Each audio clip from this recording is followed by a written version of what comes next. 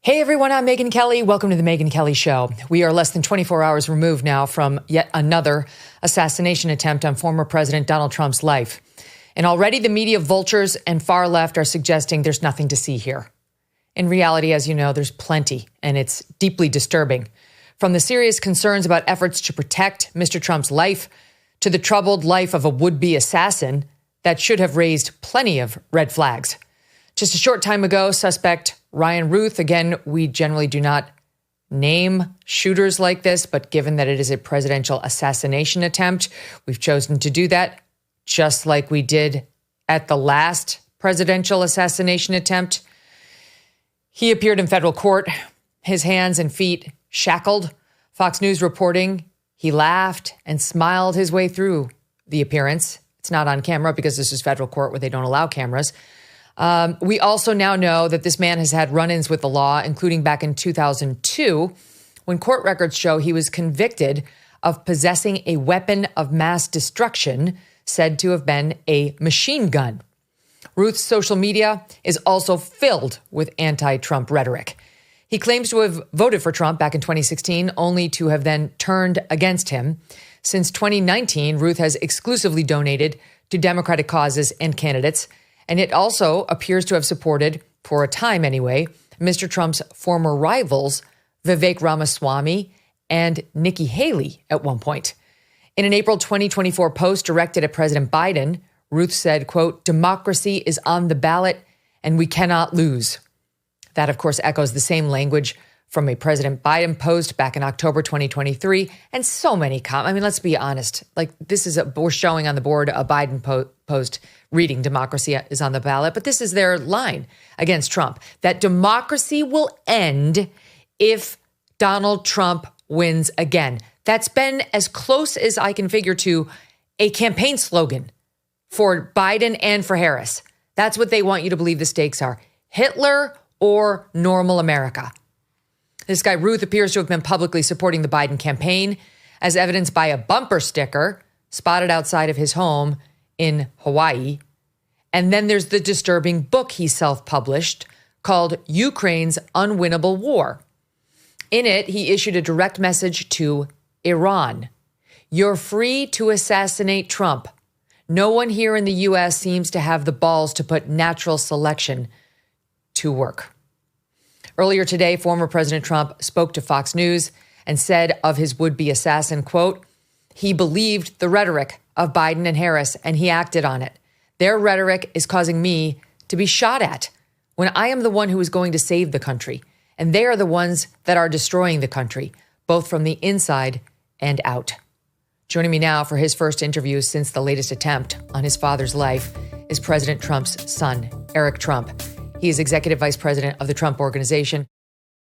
Don't miss a moment. Subscribe to this show on YouTube and follow me on Insta, Facebook, and X. Cyber attacks are on the rise, with corporate megastores falling victim to data breaches that could expose your private information. Now, these same megastores are lobbying D.C. politicians to pass the Durbin-Marshall credit card bill. According to our sponsor, Electronic Payments Coalition, this bill could leave you even more vulnerable to credit card cyber attacks, while megastores pocket billions in additional profits. Learn more at guardyourcard.com, and then consider telling Congress to guard your card. The Electronic Payments Coalition says Americans lose when politicians choose. Again, that's guardyourcard.com. Eric, welcome to the show. So sorry about what happened to your dad. How's he doing today? He's doing well. The guy's incredibly strong. I mean, you've known him forever, right? He's a warrior. I spoke to him immediately after it happened. I was one of the first people I knew, and he was in okay spirits. But honestly, I'm almost not, right. I'm sick and tired of seeing people try and take his lives. It's this second time in 5 weeks that this has been allowed to happen. Butler was an utter failure. You've done, I think, a better job, probably, Megyn, than anybody on reporting on that. It should never happened. I mean, what happened there is just it's a breakdown of government in the worst possible ways. And then obviously you see what happened yesterday, and yesterday was ultimately a success, right? They got the guy ahead of time. They found out where he was, and they saved somebody from utter catastrophe. But this has to stop. This has to stop. We can't allow people with AR-15s, with AK-47s within 300 yards of the president. It has to stop. We have to do a better job. There's only so many kind of, proverbial lives that you have before, guess what? You don't get so lucky. He got incredibly lucky, and Faith was definitely with him, 5 weeks ago, but it's only so many times you get lucky, and this isn't funny anymore. I mean, and I just want everybody to understand they are trying to kill him, Megyn. They are trying to kill him. And it's one of the things that drives me crazy when you see Kamala on the debate stage. This man's a threat to democracy. It's, there's only one person that they're going after, and they're going after him viciously. And they've gone after him in every single way. They've gone after him legally. They tried to impeach him. They tried to take him off the ballot in states. They tried to take him off the ballot in Colorado and Maine. They've gone after his family. They've gone after all of us thousands of times. Megyn, I'm probably the most subpoenaed person in the history of the country, and I've never done a damn thing wrong. They've done everything they could. They've weaponized, the judicial system, DAs, AGs. They've gone after him civilly. And now twice in 5 weeks, as we approach 50 days, away from Election Day, they've tried to kill him. And they will stop at absolutely nothing. They are trying to kill him, Megyn, and it's deeply scary. And we government better do a good job protecting him. And sometimes I worry that they're not. Yeah, understandably, and for good reason. May I ask, how did you find out the news yesterday? Yeah, I had a dear friend who was actually in the sheriff's department who ended up calling me because, obviously it went across the radio. So, as soon as shots were fired, he called me saying, hey, you might want to figure out what the hell's going on.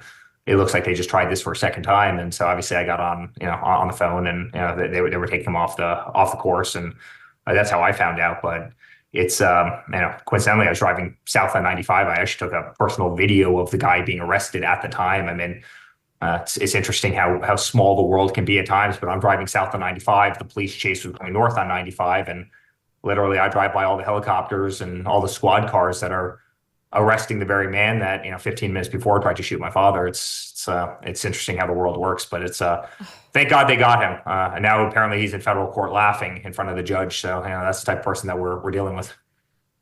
The reaction from the left last night, at least on the media, has been, there was an incident. That's what NBC reported. There was an incident at Trump's golf course.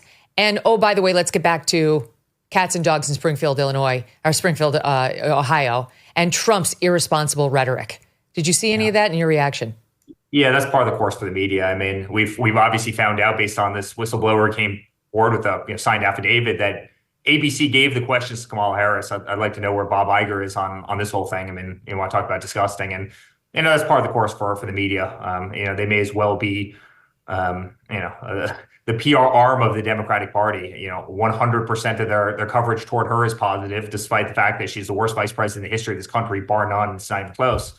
And despite the record my father had, they're 100% negative against him, and it's an absolute joke. Of course they want it, and you see all these reports in the vicinity. Shots were fired in the vicinity. All right, let me just break this down because I know this property better than any person on earth, maybe other than my father.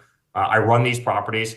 You had a person who ran across a median, who ran across a massive lawn into, massive palmetto bushes, effectively, was staged up against a fence 200 yards away from where my father was. He was on the 5th green. He was about to come down the 6th hole. This guy was in the middle of the 6th hole with body armor, GoPros, and a AK-47 on a fence line. Thank God the Secret Service saw him. And then it's, yes, a shooting in the vicinity of the president. I mean, they use every word that they possibly can to dumb down what this person was trying to do, which was to kill the 45th president of the United States, to extinguish him from this earth.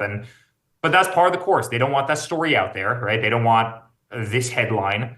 They want to do everything they can to bolster Kamala's, campaign, which is not much of a campaign because, again, she's just a horrible candidate. But there was a meme going around, Megyn, that the Will Smith slap literally lasted longer than the coverage of Butler, Pennsylvania. And I think that's fairly accurate. And that's the media in this country today.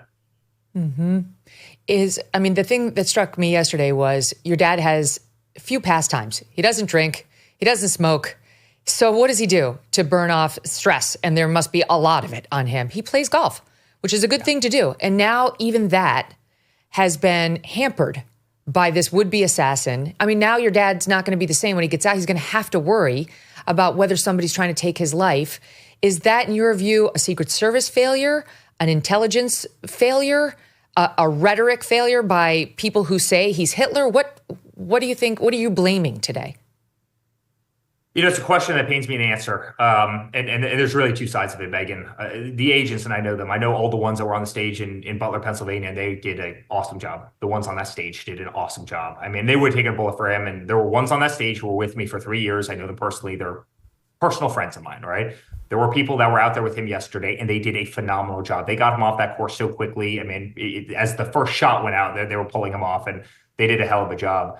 But somebody's got to ask the question, what the hell's happening in the perimeter? I mean, what's happening in the perimeter? I mean, frankly, if I was an agent, I'd be screaming from the rooftops, right? You're putting great agents who are doing phenomenal jobs and have acted perfectly in that situation, but yet something is failing on the outskirts where you've had somebody with a rifle in Butler, Pennsylvania, 130 yards, somebody died and he got hit in the ear. In this case, 200 to 300 yards away with an AK-47 propped up against a fence line. There's only so much that body people can do. And clearly somebody on the outskirts is failing this mission because that should not happen. And, I hope to God somebody does a deep dive. And it hurts me to say that because, again, the people who are around him are some of the greatest, finest people you'll ever meet in your entire life. I know them. I'm friends with them. I've known them for years. And they would take a bullet and they, would die for him. And many of them, based on the incompetence, frankly, Megyn, have almost. I mean, they're in the line of fire. In Butler, there's multiple shots that went at. Any single one of them could have gotten killed. What is going on with the perimeter that's supposed to be around our world leaders? How can this possibly happen? 130 yards is a chip shot. I did a lot of competitive shooting. It's one of my favorite things in the world to do. I mean, that's like making a 4-inch putt. 300 yards with a modern day rifle. This is not ask any person who hunts deer, ask any person who's an outdoorsman, 300 yards with a modern day rifle. These are not hard shots. And yet it's happened, twice in the last 5 weeks?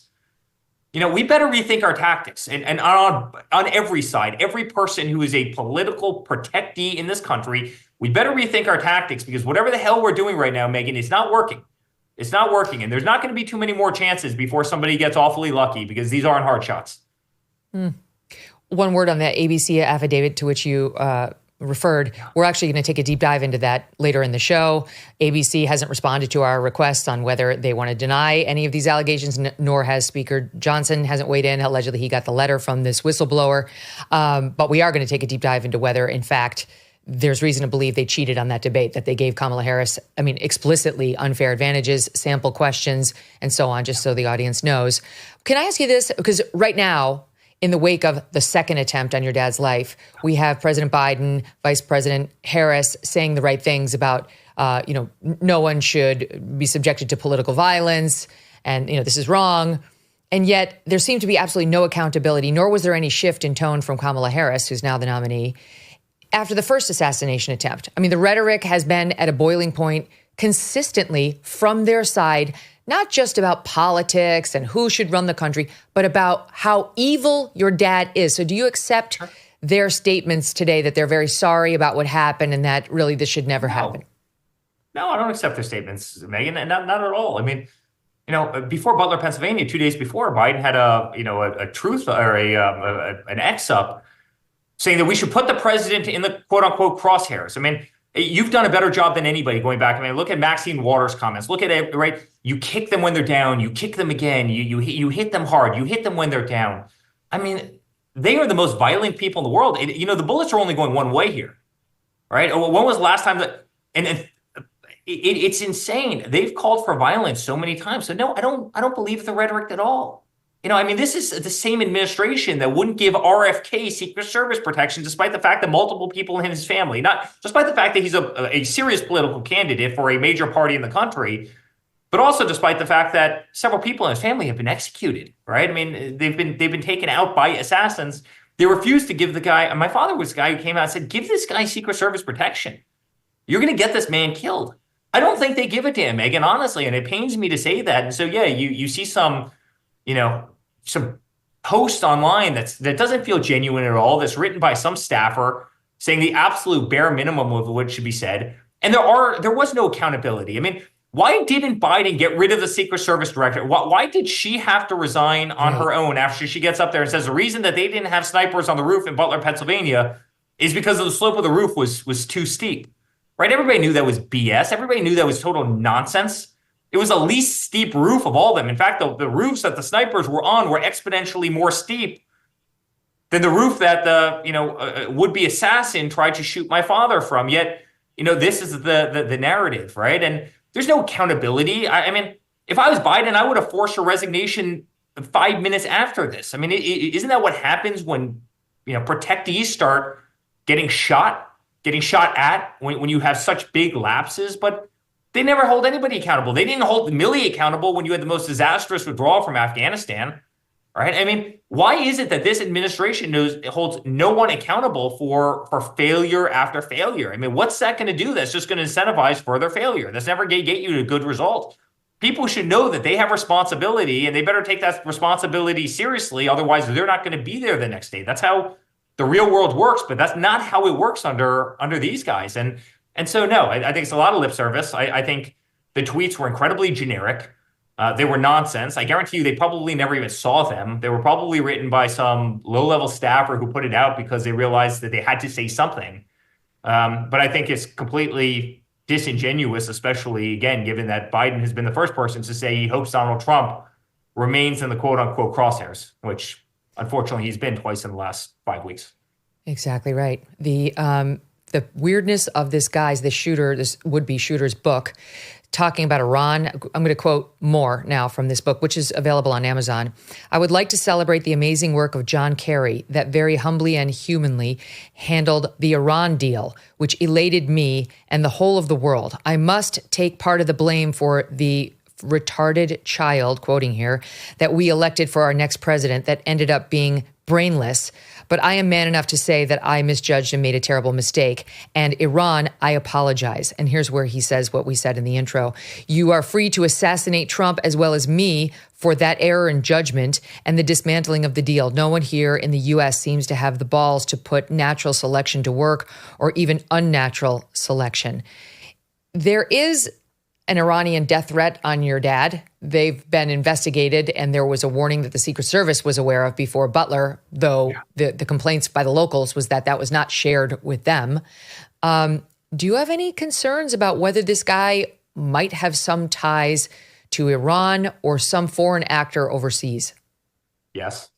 I mean, listen, we've had the Iranian death threat on all of us, frankly, for a very long time. It's something that we've been very cognizant of for many years, frankly. I mean, from the time that he was in office, and he was taking out guys like Soleimani and al-Baghdadi and, so many of their nuclear scientists, and doing so many other things. I mean, it's interesting that the guy, the would-be shooter yesterday, was complimenting a country that literally chants death to America. I mean, in Tehran, they chant death to America on their streets, yet he's complimenting how great their nation is.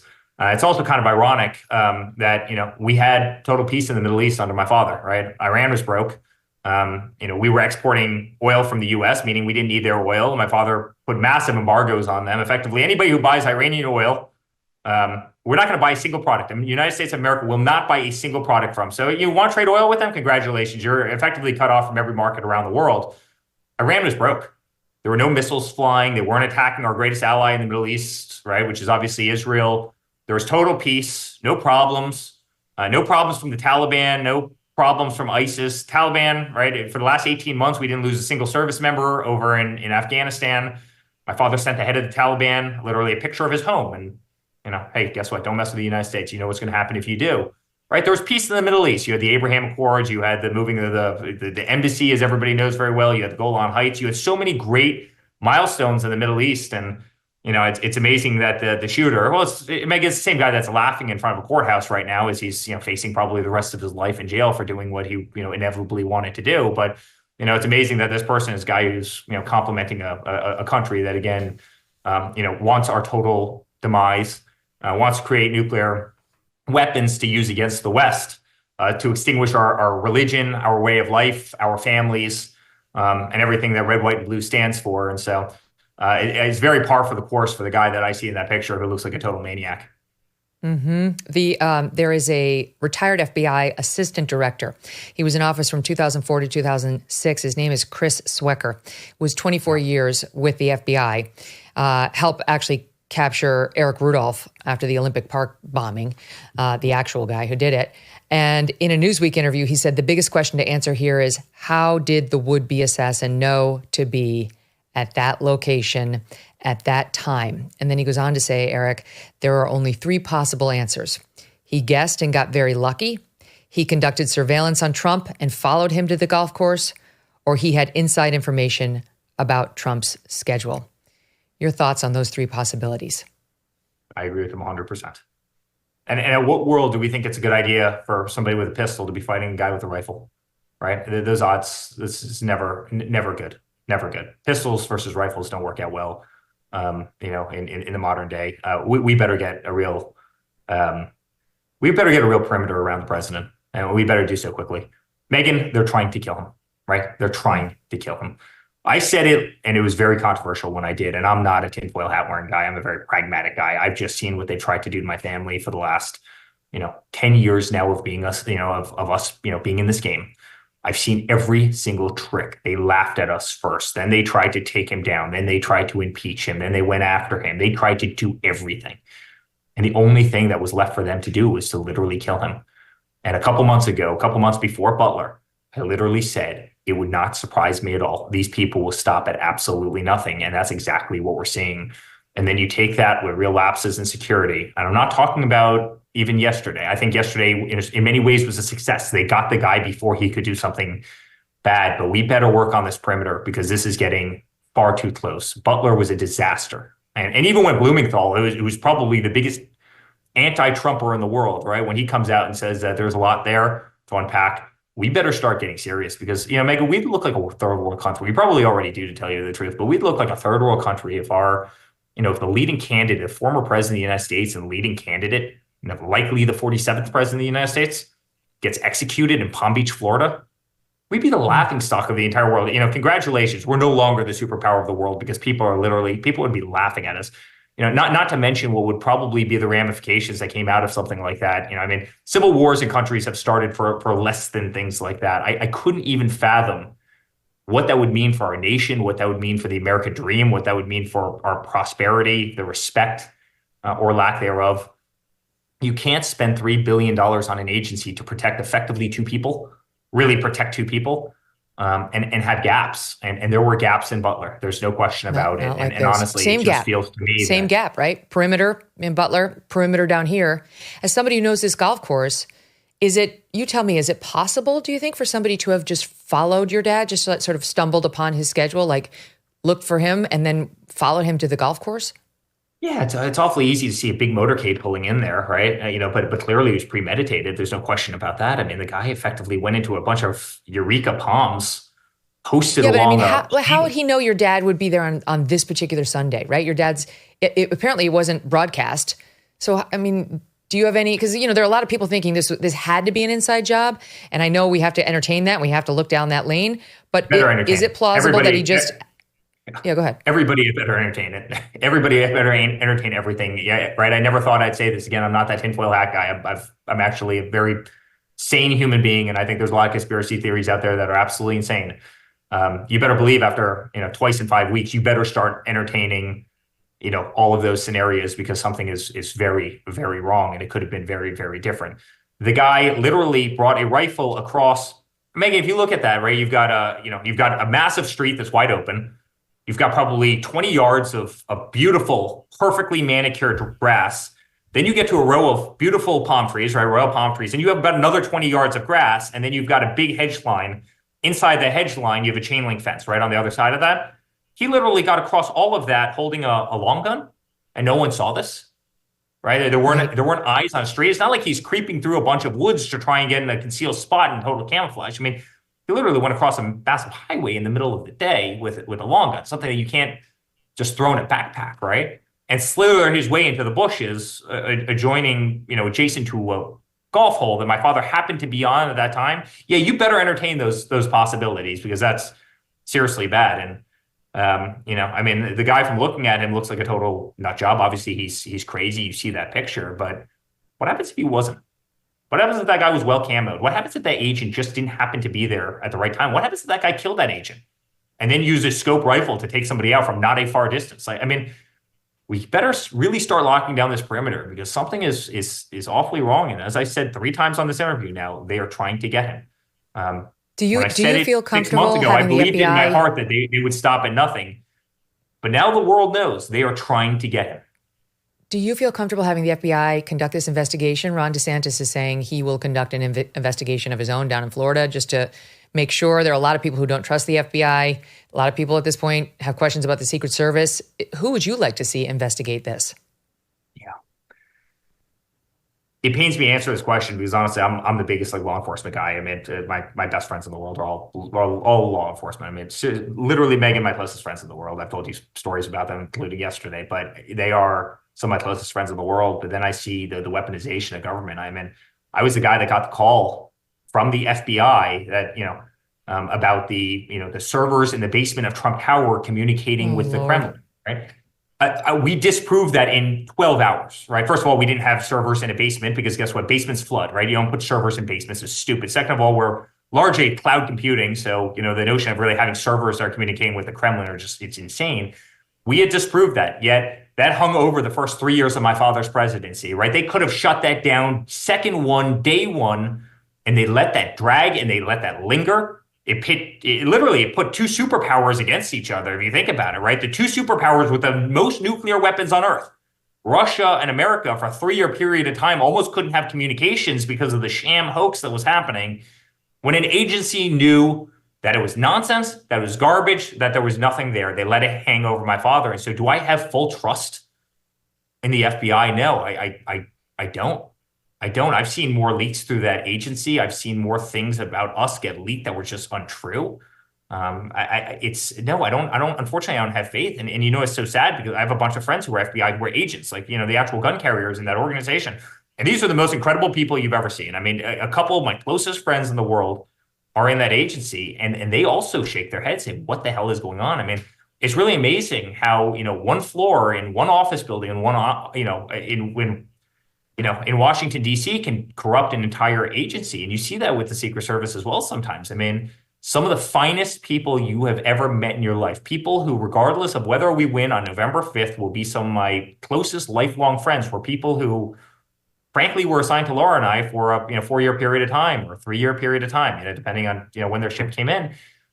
These are some of the greatest people. They love this country. They love America. They would do anything. And they would take a bullet for either my father. They would take a bullet for Biden. They would take a bullet for Harris. They would take a bullet for anybody because that's their job and they're brave as hell and they're good at what they do. But there's also a breakdown at the very top. And make no mistake, some of these agencies are weaponized. I mean, the 8th floor of the Secret Service in Washington, D.C. allowed agents during my father's presidency to go find the 4473, the firearm forms from Hunter Biden. They allowed agents to go over to the firearms store where he had his revolver and they wanted to collect those forms. I wonder what they were doing. This was while my father was president.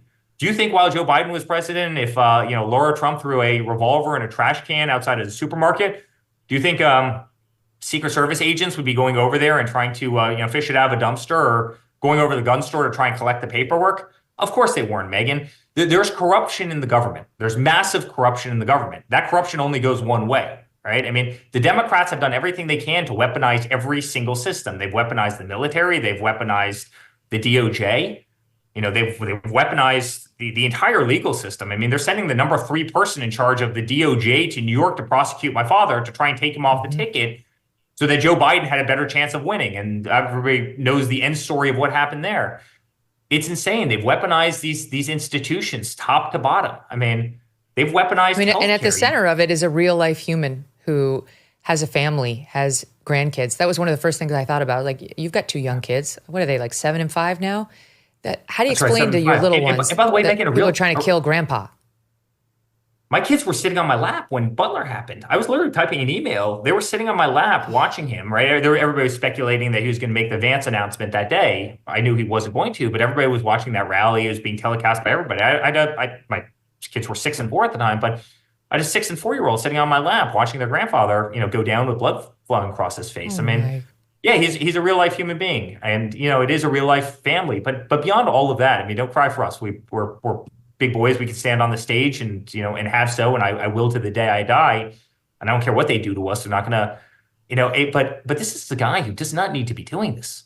right? I mean, Right. Barack Obama was a community organizer, right? What was his next step? Oh, probably politics. My father could live the greatest life in the world. He could stay in Mar-a-Lago. He could have the greatest time. We've got the best assets, the best hotels, the best golf courses around the world. He could live the greatest life and no nonsense. He's not getting shot at every single day, literally and figuratively. He's not sitting in courthouses all around the country. He lives a beautiful life. He could still be the kingmaker of the Republican Party. And guess what he wants to do? He wants to go out and fix this country because we are a failing nation. We are failing on every single front. Our economy is a joke. Countries around the world are laughing at us. I just came back from the Middle East, so we have a project over there. They're literally laughing at us. They're laughing at Biden. I mean, the guy's sleeping on a beach while my father lays wreaths at Abbey Gate, commemorating 13 fallen soldiers in Afghanistan based on the worst withdrawal in the history of our nation. And what, our president is sleeping on a beach getting a suntan? I mean, the world is laughing at us.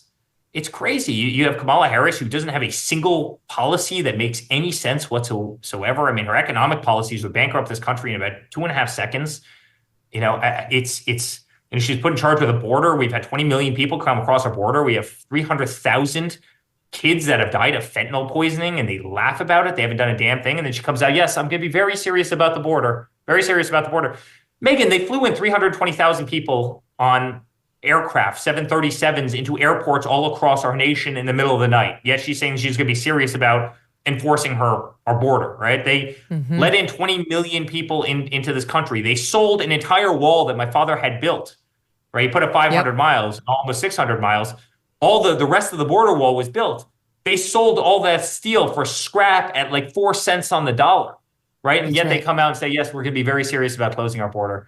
These people are the biggest crooks. They're the biggest liars. They're so disingenuous. And we would win this election by 100% if they didn't cheat and if they didn't have the entire mainstream media being effectively the propaganda wing of the Democratic Party. That's right. The media, I mean, we're going to get to that with our next guest. I don't want to waste too much of your time because I know you got to run. Can I just bring this one thing up before I let you go? Yes. The New York Times now reporting, this just hit.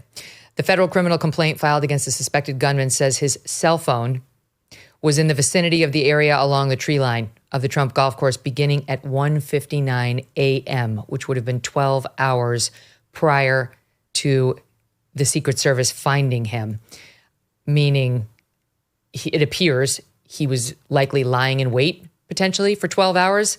At a minimum, he visited the site at 2 a.m. and then went back. But this certainly suggests he could have been lying in wait and certainly was outside of the golf course. Yet another thing. If the Secret Service had drones, if the Secret Service, understanding he was going to golf there, would have detected or should have detected in advance, I can't help but feel like he was a sitting duck. Megyn, he was a sitting duck. I know the exact spot he was in. I know it so well. God forbid that agent wouldn't have seen him. He would have been right in front of him. He would have been 40 yards on the next hole. Right there, right where it says hole 6, right where your little arrow is pointing, right? It's just in from that. He would have been standing right there, and the guy would have been there with an assault rifle at 50 yards.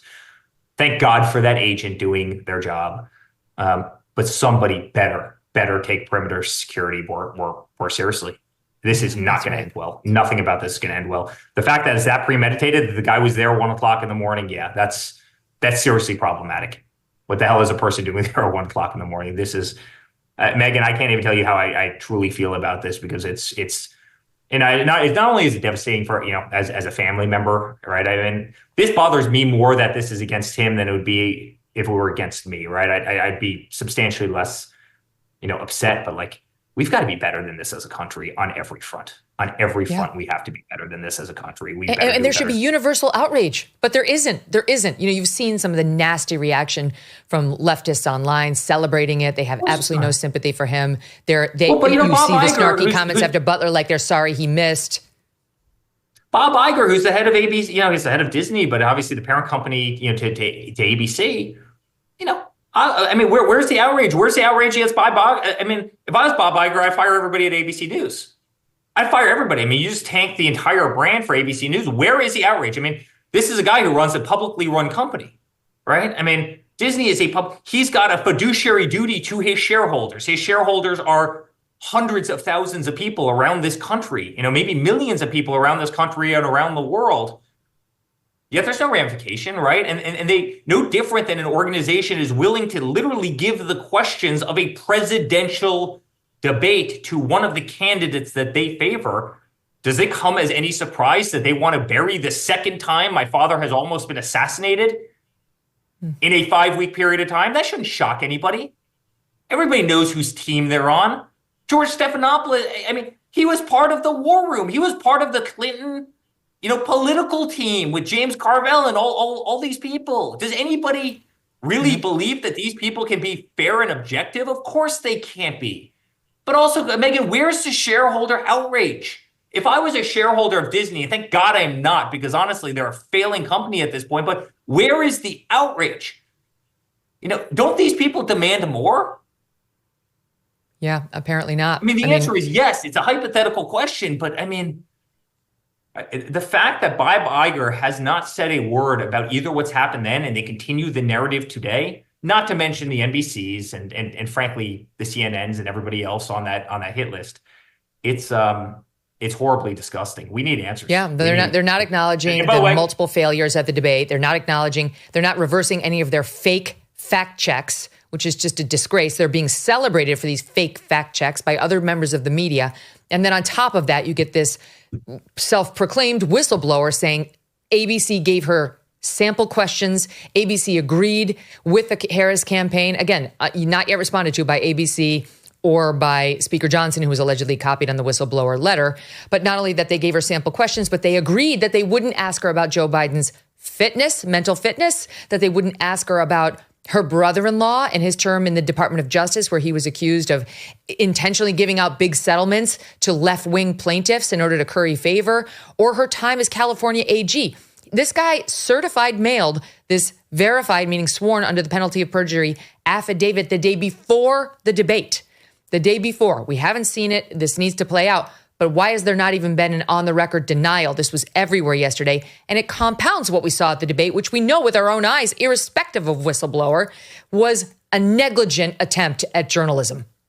Irrespective of the whistleblower, you just took the words out of my mouth. I looked at Susie Wiles, who runs the campaign for us, and she was sitting right next to me during that debate. I was about 30 feet away from my father, just in the room right next door, and Susie and I were watching, and I go, she has the questions. You can just tell the way she was answering them. Bang, bang, bang, bang, bang. I mean, it's almost like, you must have rehearsed them. You know when somebody's scripted. You know when somebody's rehearsed. She was rehearsed. She had seen these questions before. There's just no question about it. And by the way, to your first part of the question is, those would have been the first questions that any logical person would have, any fair, impartial person would have asked. Your own state of California has gone to hell, right? You have homeless camps all over the place. You've got fentanyl crisis, the likes of which you've never seen. People can't afford to live there. It's been the largest migration of people out of a state in the history of the United States by far. It's not even close. Everybody's leaving. Your streets are dirty. Crime is all over the place. You can't walk a block in San Francisco without walking across a hypodermic needle. Like, why should people trust you to run the United States of America, which is much bigger than just the city of San Francisco? I mean, that's like the most obvious question. My 7-year-old son would have thought of that question. And Biden's mental acuity? Of course. For the last 3.5 years, you've been saying that the guy was incredibly sharp. He's the modern day, Winston Churchill. He was incredible. He's incredibly vibrant. And then he comes on stage and the entire world sees that he was none of those things. So you effectively lied to the American people for 3.5 years. You did so with fracking. You did so on the border. You did so on a host of other issues. What's your retort? Mrs. potentially, President of the United States. These would be the most obvious questions to answer. Of course, they're not going to do that because they're in bed with her campaign. They're in bed with them. Well, you saw the local. Just go back to him. The local ABC anchor who questioned Kamala Harris over the weekend in an interview and brings up the topic of guns, not by saying you're on camera supporting a mandatory gun buyback program, by saying, share your values on guns. Just talk about guns in general. And when she totally denies that she wants to take anybody's guns, there's no follow-up, Eric. It's just the journalistic malfeasance is ubiquitous. Megyn, how about the fact that her vice presidential candidate said that, he obviously ran on a platform putting tampons in males' bathrooms in Minnesota. I mean, how about the fact that he comes out and says, we're very serious about border security, yet he's the guy that said that if Donald Trump builds a 25-foot tall wall, he's going to build a ladder factory in Mexico to build 30-foot ladders so everybody can come across that wall that Donald Trump just built. I mean, They don't call them on any of this stuff. I mean, this is insanity to the American people. These aren't far-right issues. This is insanity. I guarantee you, if you poll tampons in boys' bathrooms, high school bathrooms, you poll that across the country, 99% of people would just say this is insane. This is ridiculous. That's right. Of course, that's why they have to deny it. It's Eric. I want to tell you, this is just in. We now have body camera footage of the arrest of this suspect, Ryan Ruth. We'll show it to you now. Here it is. Driver, take 2 steps to your right. Take 2 steps to your right. Come back. Driver, walk straight back.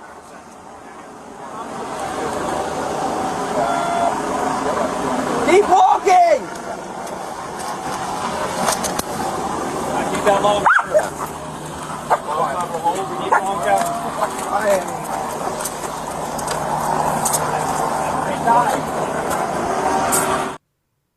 And that's it.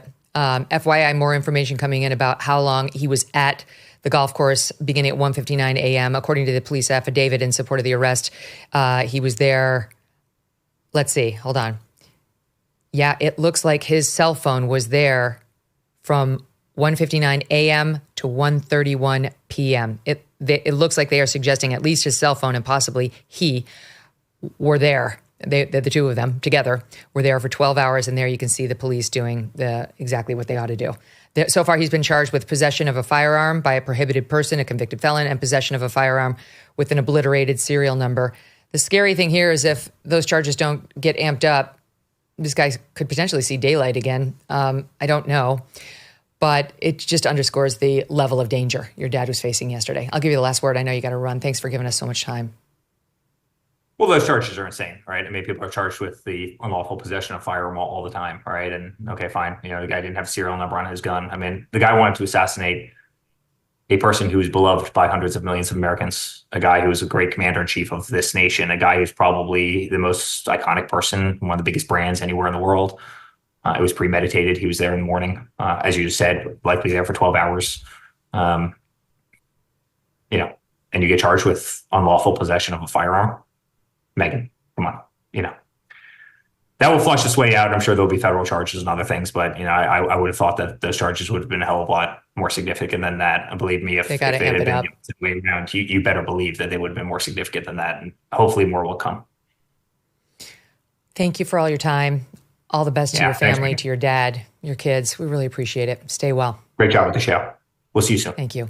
Thank you. Unbelievable, right? It's just incredible. There's a real face of a man's son who loves his father and would like him to live. That's really what they're asking. Please stop shooting him. Please stop trying to assassinate him. He is a man and a dad and a granddad and a husband, on top of being the Republican nominee for president, the former U.S. president. And there does not appear to be an all-hands-on-deck situation with respect to his security. I haven't heard any announcements from Secret Service, or even President Biden was caught on camera today saying, well, we need more people. Secret Service needs, maybe they need more people. Congress has to look at it. Would you look? Look at this. Look at President Biden on camera today. Thank God the president's okay. I think we got a full report so far. One thing I want to make clear. You can't hear it. Trust me. They ask him what needs to happen with the Secret Service, and he says they may need more agents, more people. You think? And we're going to have hearings. We'll have Congress look into it. The man's being shot every 5 weeks. Maybe we could expedite the process. We'll be right back with the EJs. You didn't vote for this economic downturn and the high inflation, but you could be paying for it at the pump, the grocery store, and with growing stacks of unpaid bills. Financial stress can be crushing, and one solution could be donewithdebt.com. Done with Debt created new, aggressive strategies designed to get you out of debt permanently without bankruptcy or loans. Done with Debt can stand between you and your bill collectors. They negotiate with your creditors to write off balances, cut interest, and stop penalties. And the best news is Done with Debt is accepting new clients right now. But you need to hurry because some of their debt relief strategies are time sensitive and you don't want to miss out. Let Done with Debt hit the debt reset button for you and make your money yours again. Visit donewithdebt.com or call 1-888-322-1054 now. Chat with one of their debt relief strategists for free. That's donewithdebt.com, donewithdebt.com. Joining me now, the EJ's Eliana Johnson is editor of the Washington Free Beacon and co-host of the Ink-Stained Wretches podcast, and Emily Jashinsky, D.C. correspondent at UnHerd and host of Undercurrents. Welcome back, ladies. Here we go again. Really remarkable to listen to Eric Trump say on the record how angry he is about this and how he absolutely thinks there is a possibility this may have had something to do with an insider. I believe him. He's not a tinfoil hat. I mean, I was talking with my staff today saying none of us on this team are conspiratorially minded. We just aren't. But you're an idiot if you don't at least consider the possibility with 2 assassination attempts in 2 months that almost look like a red carpet was laid out for the attempted assassins. No one's saying, in fact, it's what happened. It's something that needs to be investigated. But I'll start with you, Emily, on your reaction to Eric Trump's comments today. He should be furious. And in fact, he should be worried himself, not to be hyperbolic, but the fact that you have a man coming in within 400 to 500 yards, not just of a Trump property, but of the president himself. That's what Secret Service is saying, or the FBI is saying. 400 to 500 yards from where Donald Trump himself was standing is where a rifle barrel poked out of the shrubbery. I mean, that could be any person on Trump property is in danger, but obviously people who spend time with the president in close proximity, his family, you can understand why crazy people would think that they should be targeting his family, unfortunately. So this is even bigger than just the president, who was democratically elected as the Republican nominee by millions of voters around the country. They have a duty and obligation, and they know this as well as anyone, to protect him. But Megyn, you had Susan Crabtree on last night, just such a fantastic reporter on this beat, who said there were modifications made to the protection. It was supposed to be enhanced after what happened on July 13th in Butler, Pennsylvania. So were the protections sufficient? Obviously, the answer to that is no. But now the big question is why? I mean, is absolutely insane. And that's where to your point, even non-conspiratorial-minded people would look at this and say, it's been 9 weeks. How does a guy get within 400 to 500 yards? Incompetence at a certain point becomes a difficult explanation for that. And so the Secret Service better answer some of these big questions right now. Otherwise, the theories are going to proliferate, and it's going to be very hard for them to put the toothpaste back in the tube after that. Including, Eliana, how did this guy, according to the FBI affidavit, which I now have in front of me, I'm reading it here, in support of the charges that have so far been brought against this guy, Ryan Ruth, they're saying, and I'll read you the specifics, that the incident happened at approximately 1:31 p.m. yesterday, and that here's what happened. They pulled the guy over after they caught him. They brought the eyewitness to the scene. The eyewitness said, yes, that's the guy I saw running out of the tree line. They asked him if he knew why he was being stopped, Ruth. He responded in the affirmative, alleges the FBI agent.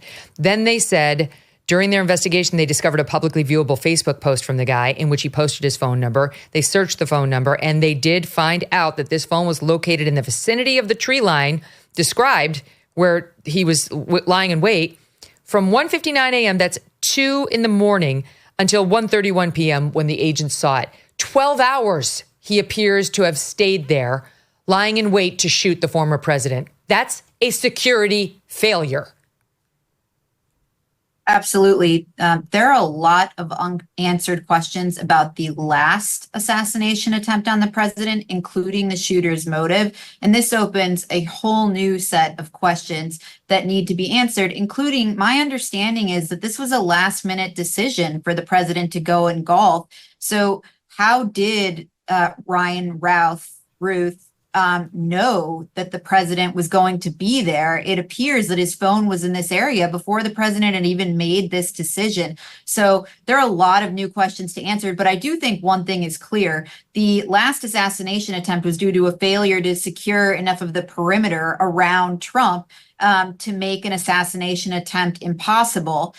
So was this one. So it's clear that he needs to be treated like an incumbent president by the Secret Service, which is what the sheriff down in Palm Beach County said on the record publicly. So that should happen now. Yeah, or we are going to have a dead Republican candidate for president, a dead former president of the United States, and it will tear this country apart, separate and apart from the carnage it would unleash on the Trump family. More with Emily and Eliana after this. They stay with me for the full show, and we'll be right back. If you're tired of the same old coffee from those mega corporations pushing their woke agendas, listen up.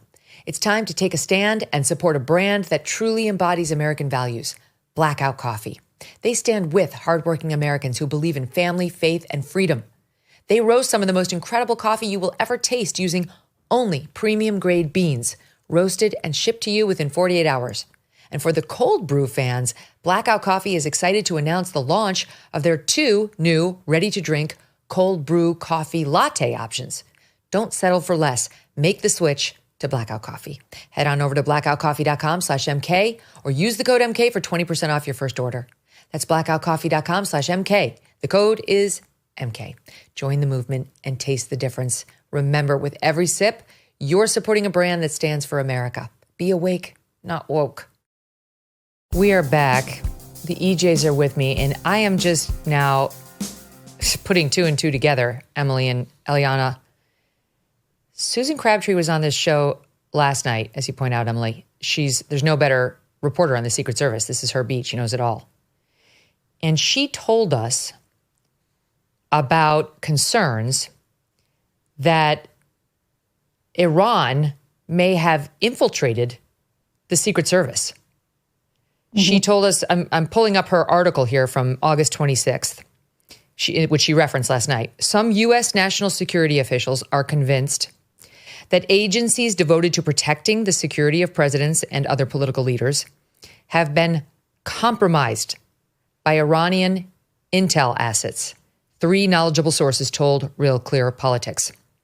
A former senior intel official in the Obama administration told RCP, quote, "Our counterintelligence vigilance for our security protective services in the U.S., be it diplomatic security services, be it Secret Service, or the U.S. Marshals or in the Treasury Department, have been penetrated by people who are wittingly or unwittingly providing tangible support for Iranian network activities in this country." She went on to write, "It's unclear if employees in the U.S. protective agencies are knowingly participating or simply interacting with assets for the Tehran government." Now, that's interesting and could possibly be true. But she also went on to say that 2 years ago, some U.S. officials became alarmed about Secret Service leaders and their lack of vigilance because an applicant to the Secret Service failed the terrorism portion of the counterintelligence polygraph test. This is a guy auditioning for the Secret Service, applying for. They make you take a polygraph to make sure you're not a foreign spy. And this person failed that portion of the polygraph test, but agency leaders allowed the employee to remain and to become a security clearance adjudicator, someone who decides who will get security clearances.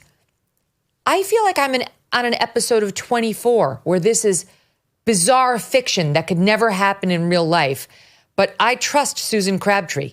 Everything she reported about Butler turned out to be true, even though she had significant blowback from the agency, and they later wound up admitting it. So she's reporting that there's concern within the U.S. national security ranks about Iran infiltrating the Secret Service.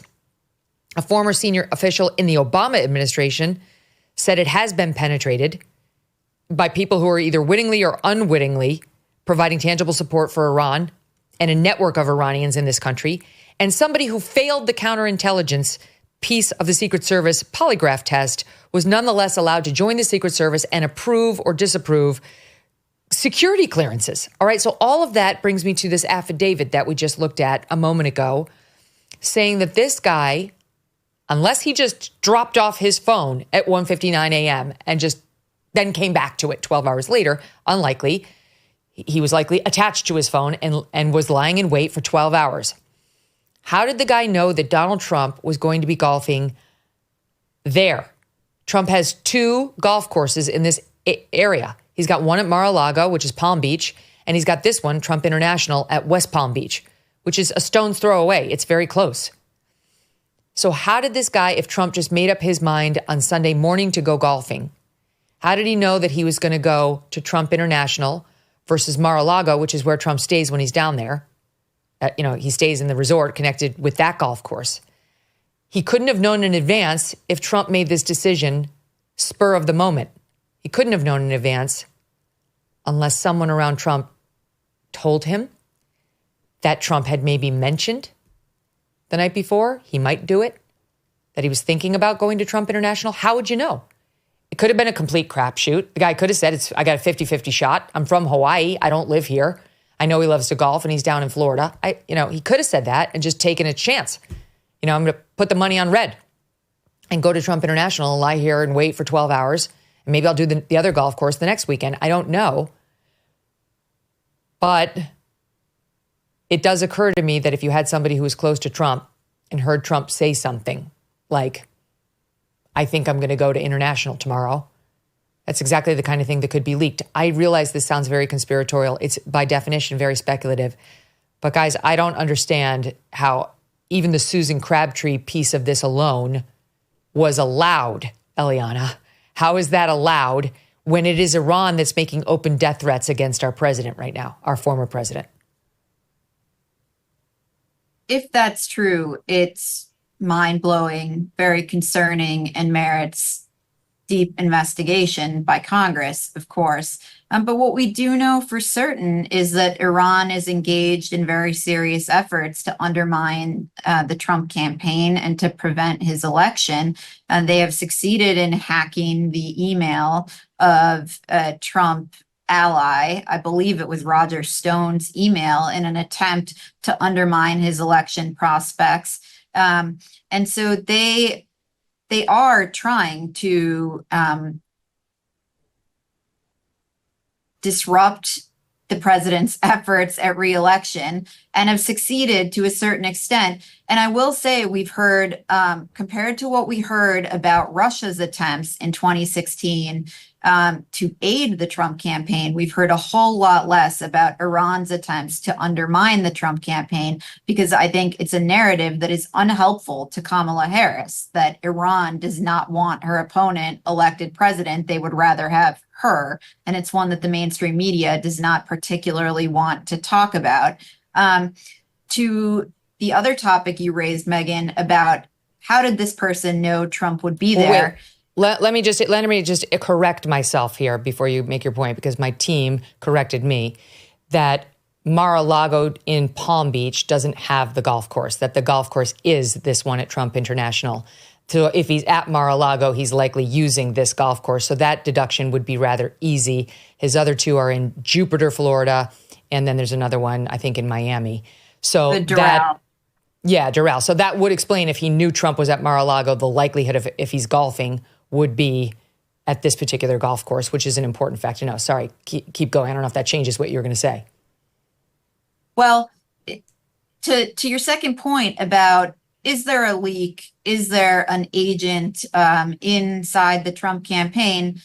Certainly you'd have to think that they're rattled, given that Trump made a last-minute decision and Ryan Routh had been waiting for 12 hours. Look, if I were a former president, I'd be shaken and quite nervous about that. And you have to think that law enforcement officials are asking them these questions. This should obviously be a part of their investigation, and that those who had contact with Trump would be talking about, when did he disclose, when did he say he wanted to play golf? To whom was that communicated? Who knew about this? In what order? I have to assume this is being looked into. Who knew? The Jupiter golf course, though, is only 19 miles away. And he does golf at Jupiter. I've mentioned before on the show, I know a kid who is a great golfer, and he plays at the Jupiter Trump golf course, and he sees Trump there all the time. And Trump, it goes there from Mar-a-Lago. So my original point stands. Mar-a-Lago doesn't have a golf course attached to it, but you could go to Jupiter or you could go to Trump International. How did this guy know? How did he place the right bet that Trump was going to golf and that he was going to be at this golf course? We're going to have to learn more about exactly when Trump decided to go there. I'm sure they're asking him exactly when he decided to go there and who he told. I'm sure there's a whole protocol around all of this, but this is just deeply disturbing, Emily. I don't have faith in the FBI. I share Eric Trump's skepticism about them, and yet they've seized control of the investigation. And it's going to be very hard, no matter what Ron DeSantis does, for Ron DeSantis to have an independent jurisdiction on this, because these will be federal charges and the feds will be in charge. Well, and as much as, some of Trump's opponents may not want to admit it, the FBI, in retrospect, was very, very clearly involved in the Russia collusion investigation. And that's just one thing. So if we put it there, the Russia collusion building that narrative out, because, in the words of Peter Strzok, they wanted an insurance policy. And so the idea that just facially Trump supporters in this country or nonpartisan people in this country would trust the FBI to now do a thorough and objective investigation here, whether or not they actually are capable of doing it is a different question. How can you expect the American people, especially Trump supporters, to trust them to do the investigation? I think that is very, very obvious, which is why Ron DeSantis stepped into the gap. I think that's both politically good for him, obviously, but I think it's actually just going to be helpful on the question of substance, period. It's just, the actual plot, the Iranian assassination plot against the president, combined with all of Susan's reporting there, which we are hearing very little of in some of these massive legacy outlets that have lots of sourcing in these agencies, is incredibly, incredibly important, because this man, the suspect, the man who was apprehended, who left that rifle on the scene along with backpacks and a scope and a GoPro, and it may turn out that he was staking out the Jupiter course, and maybe he had been doing this for a long time. We don't know. That those questions are also really important. But he was actively, publicly seeking to make contacts with foreign governments. And that's where you can imagine potentially, and we have no idea, but potentially the Iranians and Iranian intelligence looking at this crazy man who had published an ebook suggesting that Iran assassinate Trump, which, who knows, finding that would have been like a needle in the haystack for them. But what they could have seen is this man tweeting repeatedly at foreign governments, going to Kyiv, saying publicly he was going to Kyiv, going to Taiwan, saying publicly in recent months that he had been to Taiwan. And I just want to read a tweet from Sean Van Diver, who is the head of the Afghan evacuation coalition effort. And he said, when this guy's idiotic plan, referring to Routh, made it to Afghan evac, our response was strong. My guidance was to stay the F away from him, that we weren't going to ask Afghans to go fight in this war. They've already done enough and have earned their spot in our country. So just what that means is this guy was known enough among the people who are in these kind of NGO spaces, working in foreign military conflicts, that he was on their radar and was a known crazy person. Let me just add to that, Emily. Let me just add to that. He was, there's zero question he would have been on their radar, because, not to get too in the weeds, I want the audience to continue following us, but the New York Times interviewed this guy, this shooter, Ryan Routh, a year ago, because he was trying to organize foreign fighters to go fight in Ukraine in what appears to have been some haphazard, hapless attempt to help the Ukrainians win the war. And the New York Times spoke with him. And now the reporter who spoke with him is speaking out about how that came about. And he said in the New York Times today, this is why how I found him and why I found him. I was put in touch with Mr. Routh through an old colleague and friend from Kabul, Najim Rahim.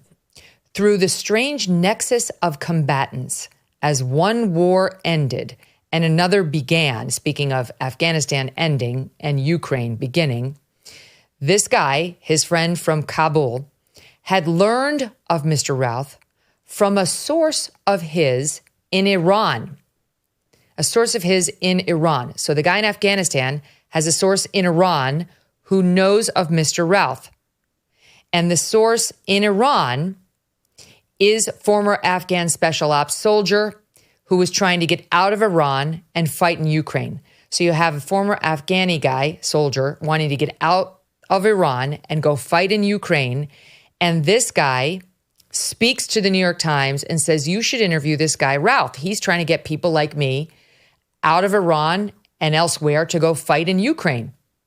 So that doesn't mean that the Iranians spoke to Routh, but it does certainly suggest they would have known about him. If it's to the point where you've got Afghan soldiers in Iran contacting New York Times reporters to say, call this guy. He's pulling people out of Iran right now to go fight in Ukraine.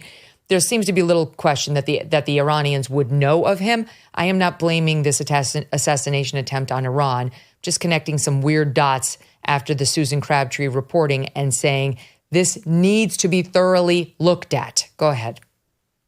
Well, I was going to say, we saw actually stuff like this play out during the Cold War, and a lot of it we learned afterwards or years after it happened. But you see a really vulnerable person who is super anti-Trump or super pro-Ukraine, super whatever it is. He was publicly insane. I read through all of his posts on X last night. He had like 500 something. I read through all of them, all of his replies. He was tweeting at Bono and all of these different, celebrities. He wanted to buy a rocket from Elon. Right. And he was trying to broker meetings with Kim Jong-un and all of this ostensibly for the cause of peace, as he would have put it. But when you have someone who's doing that publicly and then is kind of known in the space, you could see how a foreign intelligence agency would look at that and say, this is somebody who could potentially be used. So not to go too far down that rabbit hole, but I do think in the context of Susan's reporting here, those questions are absolutely critical. In addition to, we know that there was an Iranian assassination plot that was recently foiled against Donald Trump. Yeah. So you put all of that together. There's that's that a big too. one. That's a big point to mention in the context of this discussion. It's possible. That's all we know at this hour. It's possible, and we need a thorough investigation. I want to pivot because you brought up Peter Strzok, Emily. So, Eliana, Peter Strzok is relevant to the next topic that I want to bring up, which is this alleged whistleblower out of ABC News. We do not know whether this thing is worth the paper it's printed on. I want to be respectful of ABC. I do. These are extraordinary allegations that we did not touch. We didn't talk about the anticipation that the person who broke it on Twitter was building for days. We did not know. We don't know anything about this Twitter poster. Could be totally legit. We just don't know. Have no history of this guy. And I intentionally did not tweet about it yesterday. I'm not sure. And I want to start with that. But the fact that ABC hasn't said anything about this is an outrage. They owe us at least a public denial or the campaign of Kamala Harris. And at this point, Speaker Mike Johnson, who, according to the affidavit, was sent a copy of this letter breaking this news. We reached out to them. They have not provided us with a confirmation or a denial yet. I'm sure they will. So we are going to talk about it. But the reason I mentioned Peter Strzok is he, of course, he and his girlfriend, Lisa Page, were the two FBI agents who said, we've got a plan B. We're going to take down Donald Trump one way or the other, paraphrasing here. And we've seen their texts, their pathetic little texts, plotting against Trump.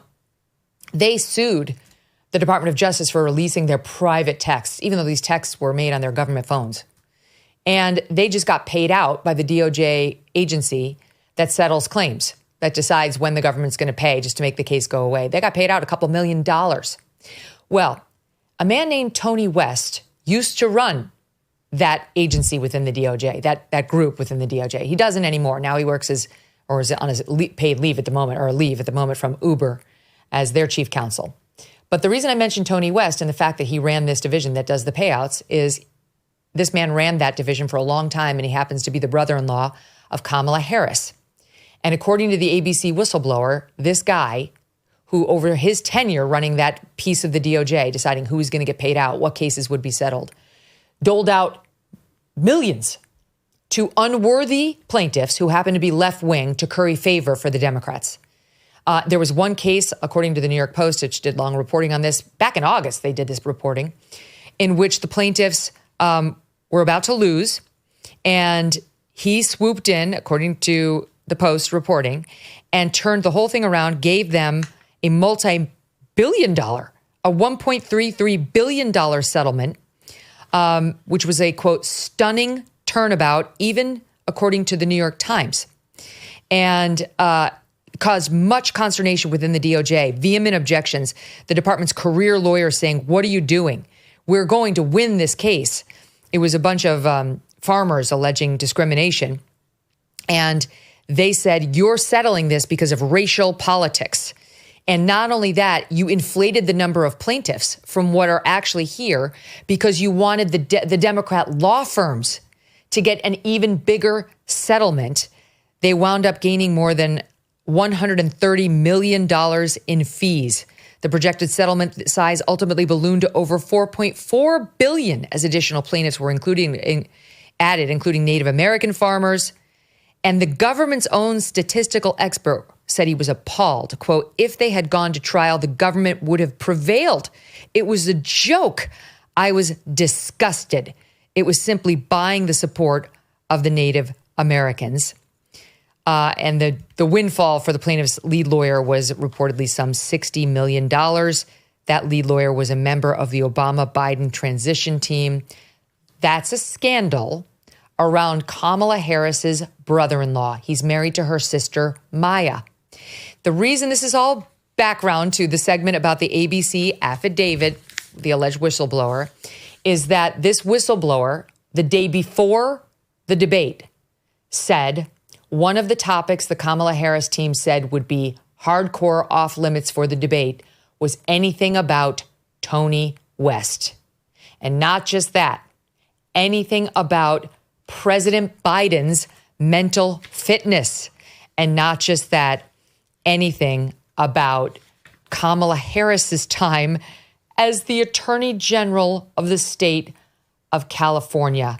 Eliana, they say she was given, quote, sample questions, not the actual questions, but sample questions, and that she was negotiating terms of this debate like they would fact check Donald Trump only, alleges the whistleblower.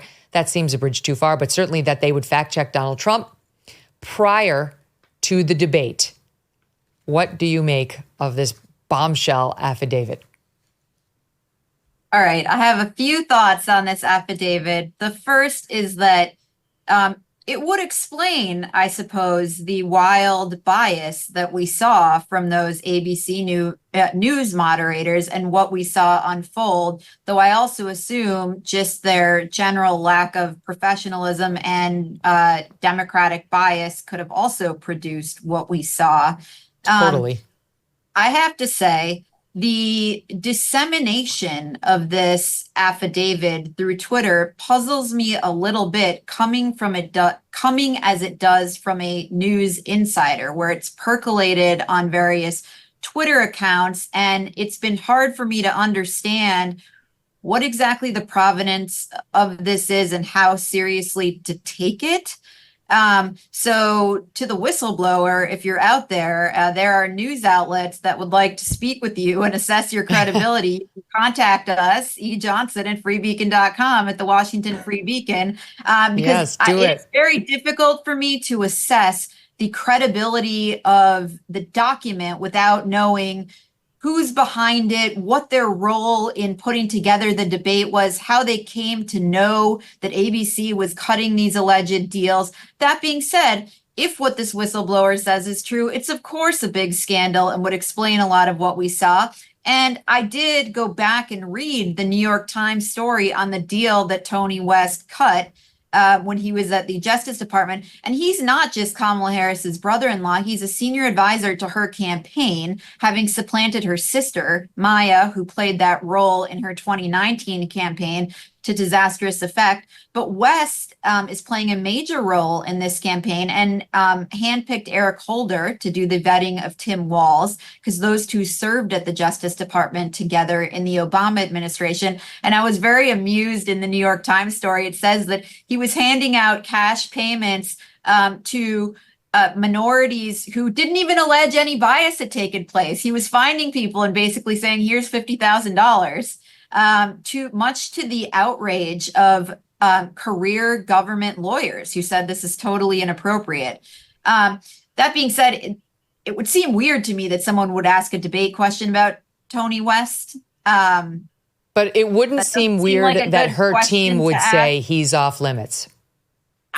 It just seems sort of that part seems far-fetched to me. The bit about her prosecutorial record and about fact-checking Trump but not her, that seems much more realistic.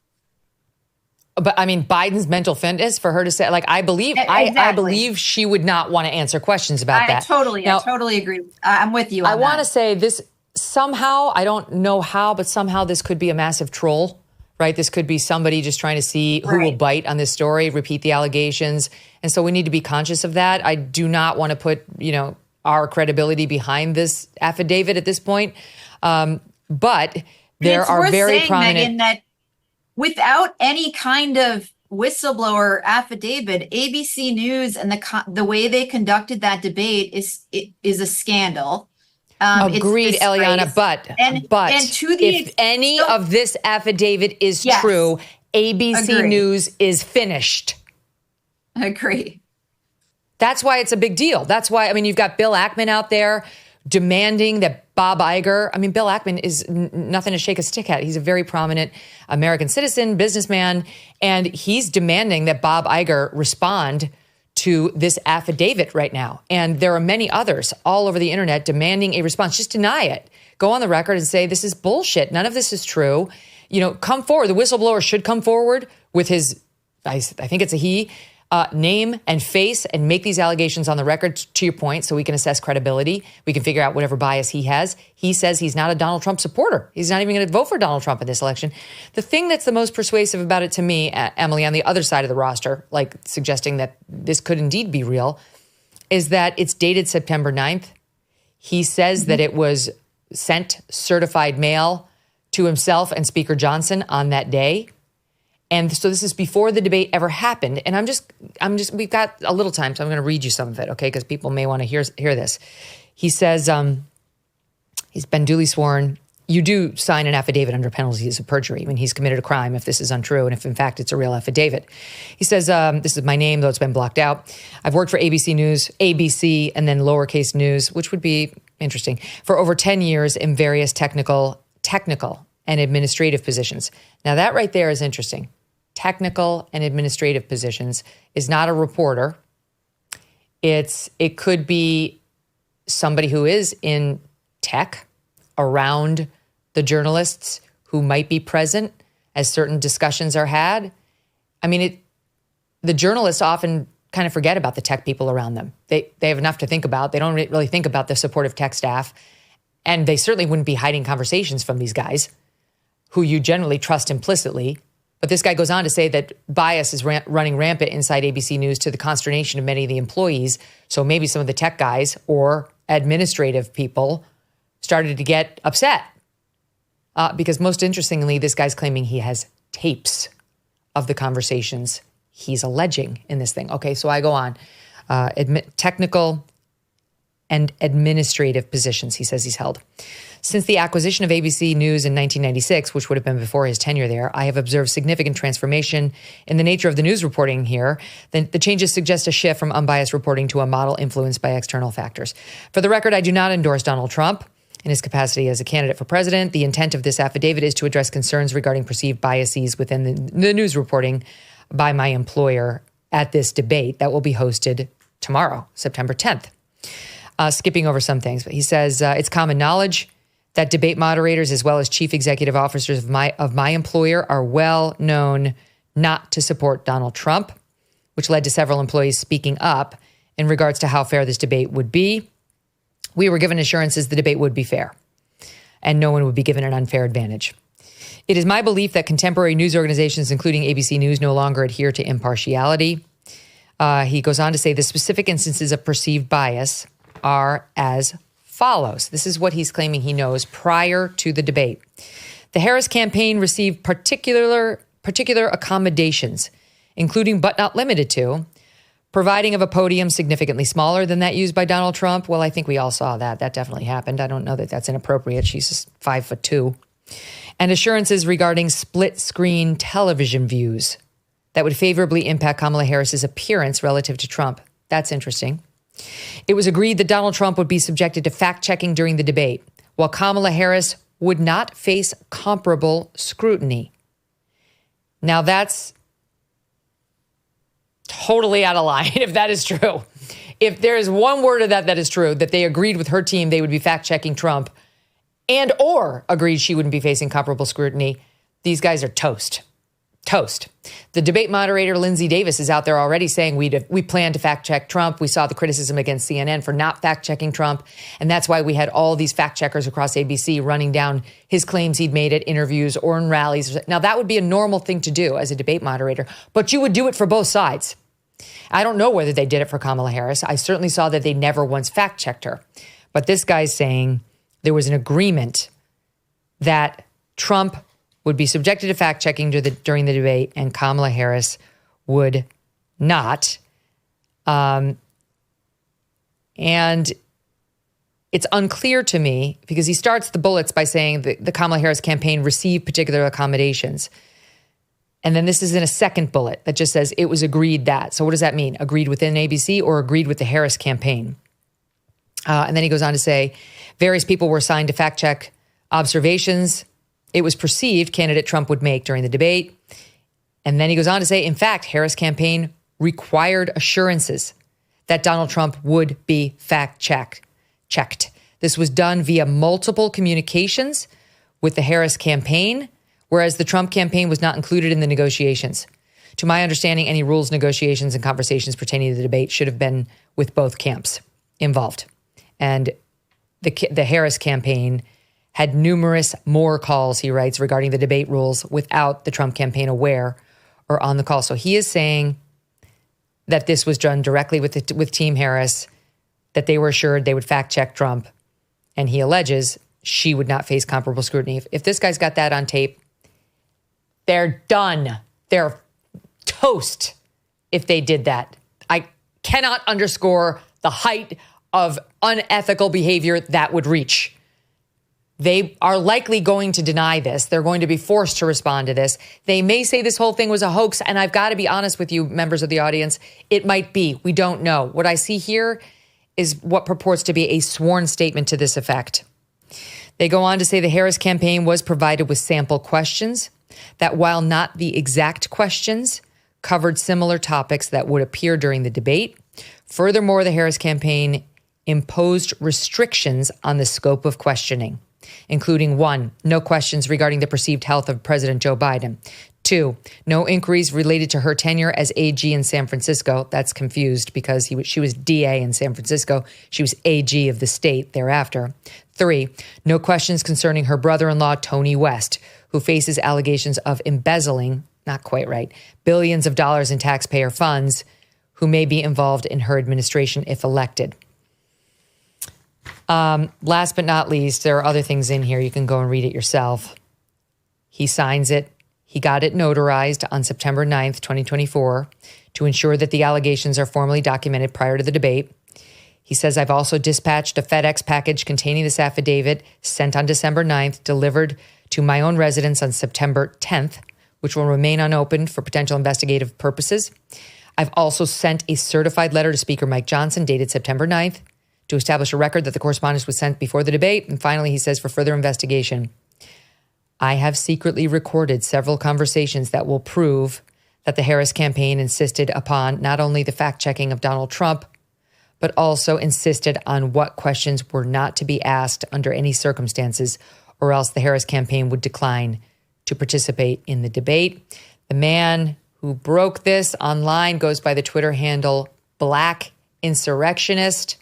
I would like to tell him that technically it wasn't an insurrection. He's a Trump supporter, says he's MAGA all the way. And he says there's a transcript of some of these recordings that he begged the person to allow him to release, but the person said no. He speculated the goal would be to have ABC deny it and then drop the transcript and or the tape recording I don't know. This is really specific.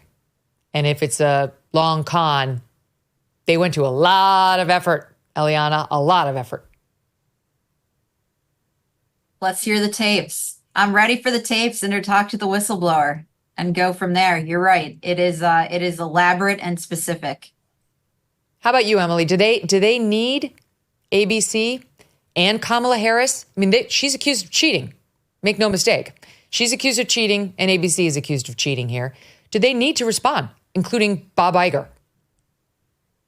Well, yeah, because this is getting so much traction online. I mean, they feel the need to respond to every breath of disinformation. So they might as well respond to this, which is, much more than a single breath of disinformation. It's gone very viral. And so it should be very easy, if none of this is true, to just immediately say it's not true. And I would say TikTok to both ends. TikTok to the person who leaked this, which I agree, to Eliana's point. If you're somebody who works in a major news outlet like this, you would imagine they would be sort of media savvy enough to not drop it to a kind of random Twitter account. But at the same time, there could be reasonable explanations for why that happened. So TikTok on your end, if you wanted to wait for ABC to issue a denial to release the transcripts and the recordings, let's see them. And on ABC's end, if this is not true, just prove it's not true. It's so easy. It's so easy to just go on the record and have people implicated in this go on the record. So I'm curious to see how it develops. And I would just underscore a couple of points you just made as well, Megyn, that there were a couple of conspicuous things that happened in the debate. One, no question about Biden's health. I did find that to be extremely interesting. And no question about Kamala Harris's prior knowledge of Biden's health, her position on Biden's health. And the fact of the matter is the last debate was with a different candidate, and they switched out a candidate at the last moment. It's one of the biggest stories in political history. It didn't get a question at the debate, which was going to be the only debate after that happened. I mean, it's just insane. So that to me is very strange. That I thought that was conspicuously absent from the debate. There are a lot of dumb questions, but that one was big. Also, the 4-on-0 fact check, which would correspond with this affidavit, I thought was weird. Usually just for the sake of covering their butts, they'll throw in a fact check of the other candidate. So it was somewhat odd and would seem to correspond with the affidavit that they literally did not do a single fact check on Joe Biden.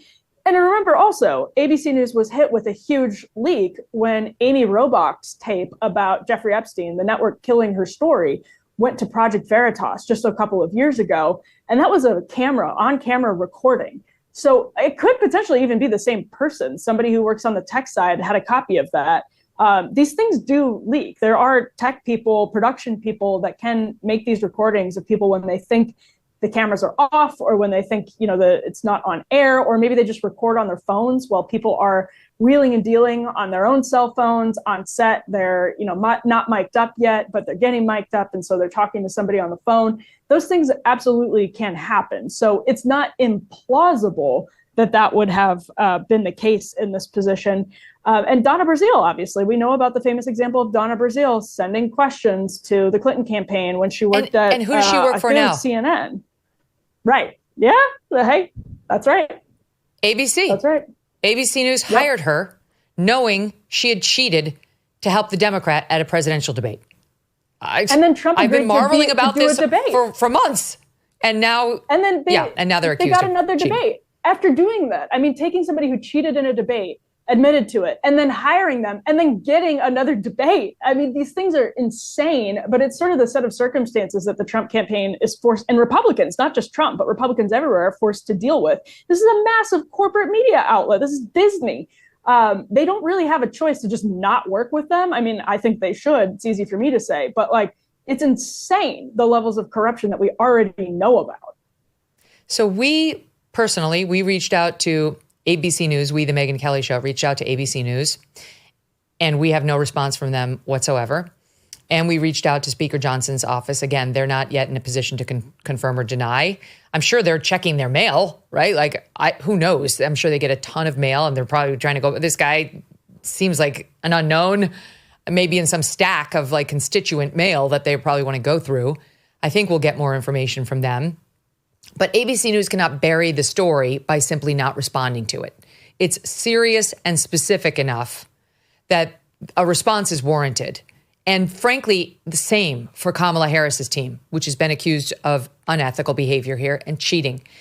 And truly, given the fact that this would absolutely devastate ABC News if any piece of this turns out to be true, if they have tapes of them agreeing to this stuff with Kamala Harris on her team, it will be the end of ABC News. I mean, it will be the kind of scandal that could actually shutter an organization. It won't, because the left controls media, but it could and it should. They have to respond, at least deny it on the record. We've tried to reach out to our sources there to say, hey, what do you make of it? So far, no one's denying it on the record. So that's what we need. That's what we would like to see. Or maybe they'll admit some piece of it. But the fact that this guy says he's got tapes, I think, is slowing down the response, if this is true. Well, so obviously, Kamala Harris has I'd like to see more of a push to make them respond. Go ahead, Emily.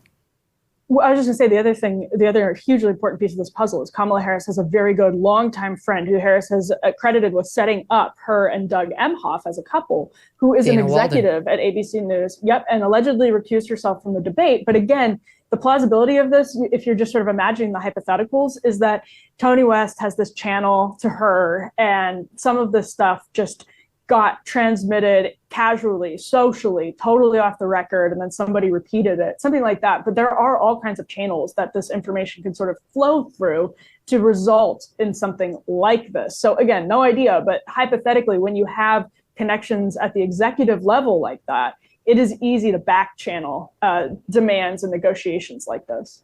Yeah, who knows? Maybe this person's administrative at that level, up at the Dana Walden level. We have no idea. I do feel the need to underscore the shooter, attempted assassin of President Trump could just be some random nutcase. That is possible. Could just be some random loon who hated Trump. This affiant in this affidavit could be trolling us all, along with respect to this guy who goes by black insurrectionist, who we don't know, who it doesn't have like a big history of breaking huge news stories. And so you've got to be very wary. We get punked all the time on the internet, on X, and with people who have ill motives. Those of us who are in the straight news reporting business, we do have to be careful. And as I say, we were on the fence about reporting these allegations at all. But given the specificity and the fact that it's growing now with some prominent business leaders and others directly demanding that Bob Iger respond, and given the stakes of what's being alleged here, pressure needs to be brought to bear on ABC News. A response is required. And same to you, Kamala Harris. All right, stand by, ladies. We're going to take a quick break, and we will come right back. What a news day. Imagine waking up one day to find out your home no longer belongs to you, that someone somewhere has stolen your property right out from under you. It sounds unthinkable, but it is a sad reality for some American homeowners and a risk for anyone that owns property. House stealing. That's what the FBI calls it. And it's a form of real estate fraud where scammers leverage loopholes in the system to fraudulently transfer your home's title into their name, then take out loans against your property or even sell it behind your back. And by the time you find this out, the scammer's long gone, leaving you, the legitimate homeowner, to clean up the mess. But right now, triple lock protection is available through HomeTitleLock.com, offering 24/7 title monitoring, alerts, and restoration services. You can sign up today at HomeTitleLock.com and use the promo code Megyn for 30 days of protection for free and a comprehensive title scan to make sure that you're not already a victim of this kind of thing. It's promo code Megyn and HomeTitleLock.com or just by using the link below. Oh my God, there's so much more to get to, and we're going to go over. Emily can stay over. Eliana sadly has to leave us, but we'll try to get in as much as we can. Love you, ladies, for sticking around. And as always, how many times have we been doing this where some massive event has happened this summer, and one of our favorite shows with the EJs gets kind of smushed? I want to tell you that on the subject of, is there some sort of a conspiracy? Who is involved in this alleged, in this actual assassination attempt? There is the sheriff down in the Mar-a-Lago area, the Palm Beach area, had a presser earlier today, and it's getting a lot of attention because it appears that you can hear him questioning whether this is part of a bigger conspiracy. Let's listen. To my knowledge, does he have any ties to Martin Kennedy? I think the answer, to my knowledge, the answer is no. I have no knowledge. I think what we're finding out is he's not from this area, which of course raises the bigger question: is how does a guy from not here get all the way to Trump International, realize that the president, former president of the United States, is golfing and is able to get a rifle in that vicinity? I think that's the question the FBI, the Secret Service are laser focused on today. Is this guy part of a conspiracy? Is he a lone gunman? If he's a lone gunman, President Trump is that much safer because we have him.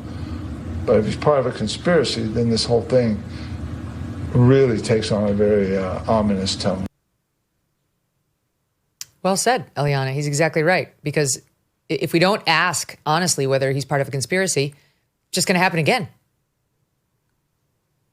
Well, it is heartening to hear that law enforcement officials are sort of thinking the same way along the lines of what we discussed, which is how on earth did this guy know this when it was a spontaneous decision by the president?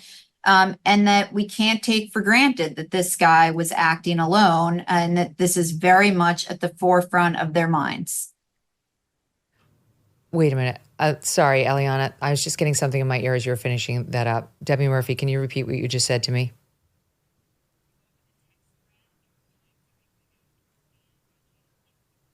Okay.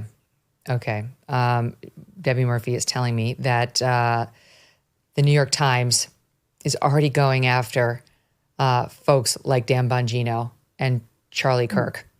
Dan Bongino, a popular right-wing podcaster, wrote on Rumble, the video streaming platform, that there was a distinct possibility there may be more going on behind the scenes than it appears, like possibly a mole inside the Secret Service, offering no evidence. Charlie Kirk, a right-wing podcaster and founder of Turning Point USA, conservative group, asked his followers to find the supposed links between Mr. Ruth and anyone in U.S. military or intel circles. Then they go on to say, researchers who study misinformation have long feared that falsehoods and conspiracy theories from right-wing sources have worsened extremism and polarization in the U.S. Oh, my God. And then they blame Elon Musk and Twitter. I mean, this is so irresponsible. This is what happens, Emily. You literally ask questions. And I'm not talking about the ass covering, just asking questions that people use online to espouse the most insane bullshit. I'm talking about legitimately asking who was behind this guy, if anyone, which is a normal and responsible thing to ask in the wake of a second attempted assassination. And what happens? They get shamed by the New York Times as being pushers of misinformation who push falsehoods and conspiracy theories from the right wing who worsen extremism and polarization.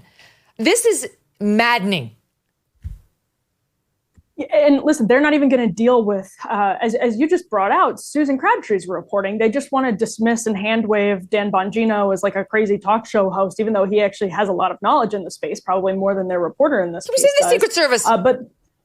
Yep. And their sources want to protect the Secret Service, obviously, which is what we saw the Secret Service itself doing when it denied a lot of Susan's early reporting after Butler that would eventually be confirmed and was, it's held up very well. And so they'll just try to find someone they can dismiss as a crank so that they don't have to deal with some of the more serious reporting that their sources don't want to deal with. So their sources will point them in one direction and say, go after Bongino. And then they won't deal with somebody who is writing in Real Clear Politics, very serious reporting that is outdoing their reporting, quite frankly. So these smears, I mean, one of the things that you hear from like actual tinfoil hat conspiracy theorists, but is legitimately true, is that the term conspiracy theory was popularized as a way to discredit conspiracy theorists and has sort of taken on this pejorative meaning. But a lot of times what we see happen in retrospect is that conspiracy is used to describe multiple people acting in concert, conspiring behind the scenes. And it turns out that it wasn't, conspiracy in the pejorative sense, but was conspiracy in the literal sense, that there were people who were working together. And here we have a gunman who was not supposed to have a gun, who scraped the serial numbers allegedly off of the gun. He was a felon. He was a convicted felon many times over. So how does he get the gun? He's now being charged with that. One very natural question would be, how did he obtain a gun if there was nobody else involved? Did somebody give it to him? Yeah, that's what Eric Trump was saying. And how did he parade it all the way across the highway and across this, grassy area leading up to the fence? Or did somebody leave it there? I want to talk about what happened with J.D. Vance on CNN over the weekend. As Dana Bash seems determined to ruin her reputation as a journalist at every appearance she makes. And she did fine at that debate that they hosted in June. Her interview of Harris Walls was a disaster on every level. And then she has these sit downs with J.D. Vance, who does her the courtesy of going on her show. And all she does is reveal her bias. He came on this past weekend. The left is so upset about the cat and dog meme. They don't give a shit about the dead women and children, but they're very pissed off that they can't find a dead cat or dog directly eaten by a Haitian. That's where they've decided to plant their flag. So she has J.D. Vance on the show, and I'm going to show you a little exchange. It was very long. It was 17 minutes, which we're not going to show. But it began with her saying, okay, the mayor of Springfield said J.D. Vance, all these federal politicians that have negatively spun our city, they need to know they're hurting our city. And it was their words that did it. She will later claim that this is him saying that J.D. Vance was responsible for bomb threats. That is not what she said, and that is not what the mayor said. He said politicians that have negatively spun our city need to know they're hurting our city, and it was their words that hurt. Their words. Bash says to J.D. Vance, why are you putting your constituents at risk? It's amazing how it works, okay? So that's how she tees it up to J.D. Vance. And this is what happened next. Instead of saying things that are wrong and actually causing the hospitals, the schools, the government buildings to be evacuated because of bomb threats, because of the cats and dogs thing, why not actually be constructive in helping to better integrate them? But I want to start with something you said, which I think is frankly disgusting and is more appropriate for a Democratic propagandist than it is for an American journalist. There is nothing that I have said that has led to threats against these hospitals. These hospitals, the bomb threats and so forth, it's disgusting. You just accused me of inciting violence against the community. I agree you don't want to talk about policy. No, Dana, what I want to talk about, what I want to talk about, instead of about the fact Senator, that it was Harris, your distraction. Dana, I noticed that when you had Kamala Harris and Tim Walz, you gave them multiple choice answers to the questions that you asked, and you allowed them to answer the questions. You accused me of causing a bomb threat.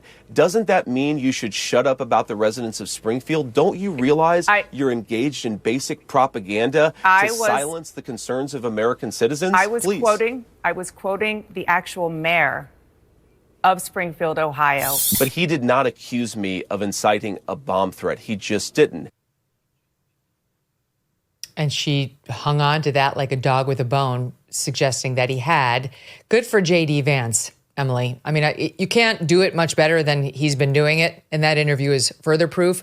But my God, how she dug in, trying to make him responsible for the bomb threats. By the way, we've checked. We don't know who called in the bomb threats. We have zero idea who's behind that as of this hour. But Dana Bash is super clear that it was done as a result of J.D. Vance and Donald Trump. Which, by the way, could be incentive for people on the left to call in bomb threats, knowing that it'll be pinned immediately by someone like Dana Bash to J.D. Vance. So we have no idea. She has no idea before she used her time on a Sunday show to question him in that way. And, I would add to this.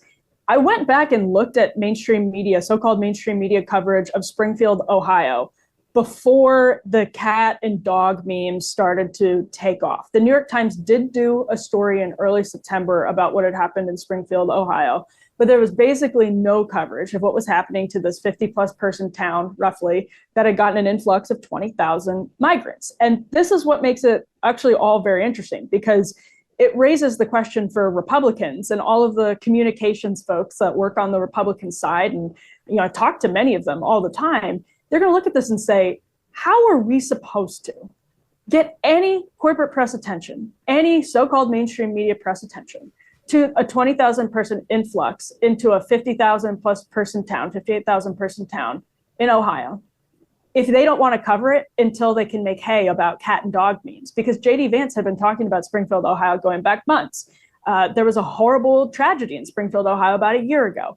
The media would not pay attention to it. And so the only time they can pay attention to it is when it becomes a negative story, not about Democrats, not about the Biden-Harris administration that had created these conditions since the pandemic for this mass influx of people into this town in Ohio, but they will talk about it when it becomes a negative story for Republicans. I would be the first to say, I don't think Trump and Vance have necessarily handled the story perfectly at all from like a communications perspective. But then if you're them, you look around and you say, well, what the hell am I supposed to do? My constituents have been calling me for years saying they have problems, and I can't get anybody to pay attention to it until something outrageous happens and you can make it a negative story about me. I mean, it's just insane. It's insane. If you go back and look at the lack of coverage leading up to last week, other than that one New York Times story.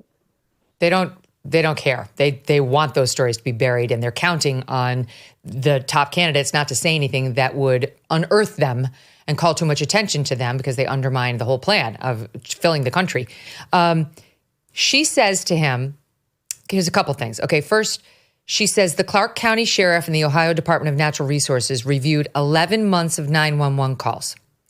And she says they only identified 2 instances of people alleging Haitians were taking geese out of parks. They found 0 evidence to substantiate those claims. Now, let me explain to you something, Dana Bash. Evidence includes eyewitness testimonials and 911 calls. The fact that they then couldn't find the men who took the geese and find them eating goose does not prove that it didn't happen. What random citizen, months before this became a political issue in the news, would just try to punk 911 by being like, I saw guys steal geese and cut their heads off, or whatever they are alleging in these calls? Like, it's absurd. They found 0 evidence to substantiate. I'm sure they did a full-fledged investigation of the geese stealing claims.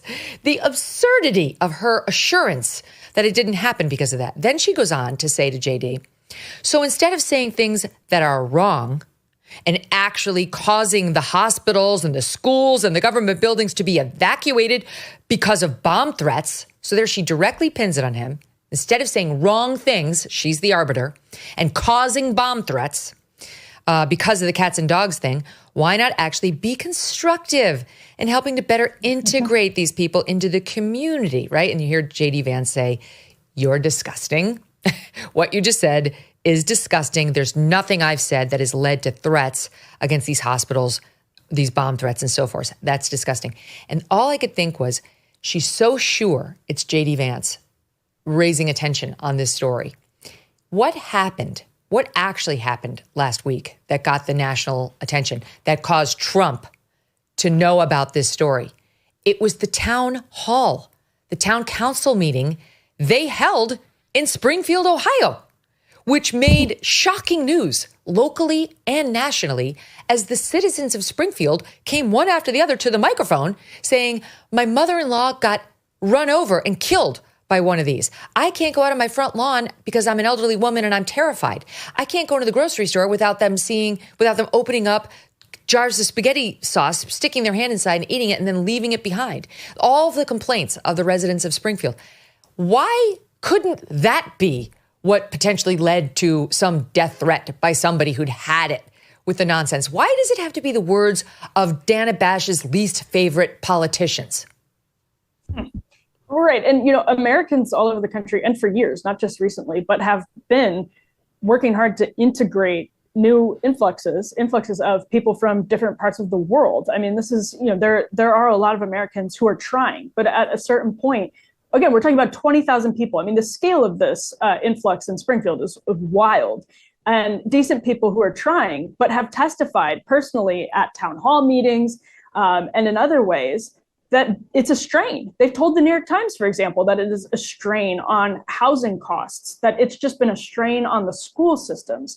So while the cats and dogs stuff, I would say, has neither been proven nor thoroughly debunked, what we can see very clearly is that this is a community that is struggling because of mass migration facilitated by the policies of the Biden-Harris administration. So the fact that Dana Bash and a lot of the corporate press has now spent a week frothing over how this is J.D. Vance and Donald Trump's fault, and now tying bomb threats to them and all of that stuff, well, they have not then seriously asked Kamala Harris or Joe Biden over and over and over again, and in very personal terms, to talk to that woman who testified at the town hall meeting about people in her yard that frighten her because they're strangers who are camped out in her yard, about people who are taxpayers who are being priced out of housing because of this. Why aren't they being made to look those people in the face and say, you pay my salary?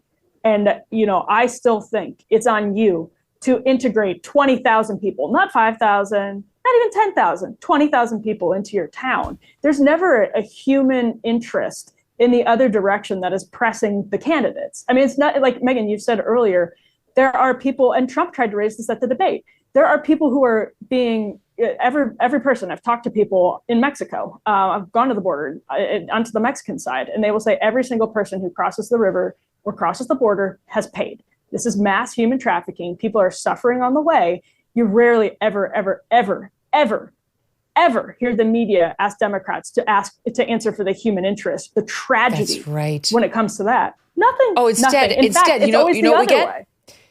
We get rich fat cat celebrities trying to weigh in and tell us there's really nothing going on here. Look someplace else. I give you John Legend, just a local Springfield guy. He's just living next to the 90-pound older woman who says, I'm terrified, too scared to go out in my front lawn. He's just like her. Listen to him. So you might imagine there are some challenges with, integrating a new population, new language, new culture, new dietary preferences, all kinds of reasons why there might be growing pains. I grew up in the Christian tradition. How about we adopt that ethos when we talk about immigrants moving to our communities and don't spread hateful, xenophobic, racist lies about them. Let me show you where John Legend lives with Chrissy Teigen. See if you tell me whether he can relate to the residents of Springfield. He says it's his hometown. This tree actually is an olive tree that used to be alive, for real, but it's not alive now. It was formerly alive. We embalmed it. We embalmed it. This is Luna's bedroom, guys, and how cool is this bedroom? She has a slide that she goes both up and down. Yeah. Miles loves cars, if you can't tell. The centerpiece is, of course, the Jeep bunk bed. Okay, now we're in the backyard. We've got a pool. We've got Miles. Oh, my God. We've got AstroTurf. We got a water slide over there. Bye, sorry. Take care. We've loved having you. Bye. Oh, my God. A slide inside AstroTurf, the embalmed olive tree.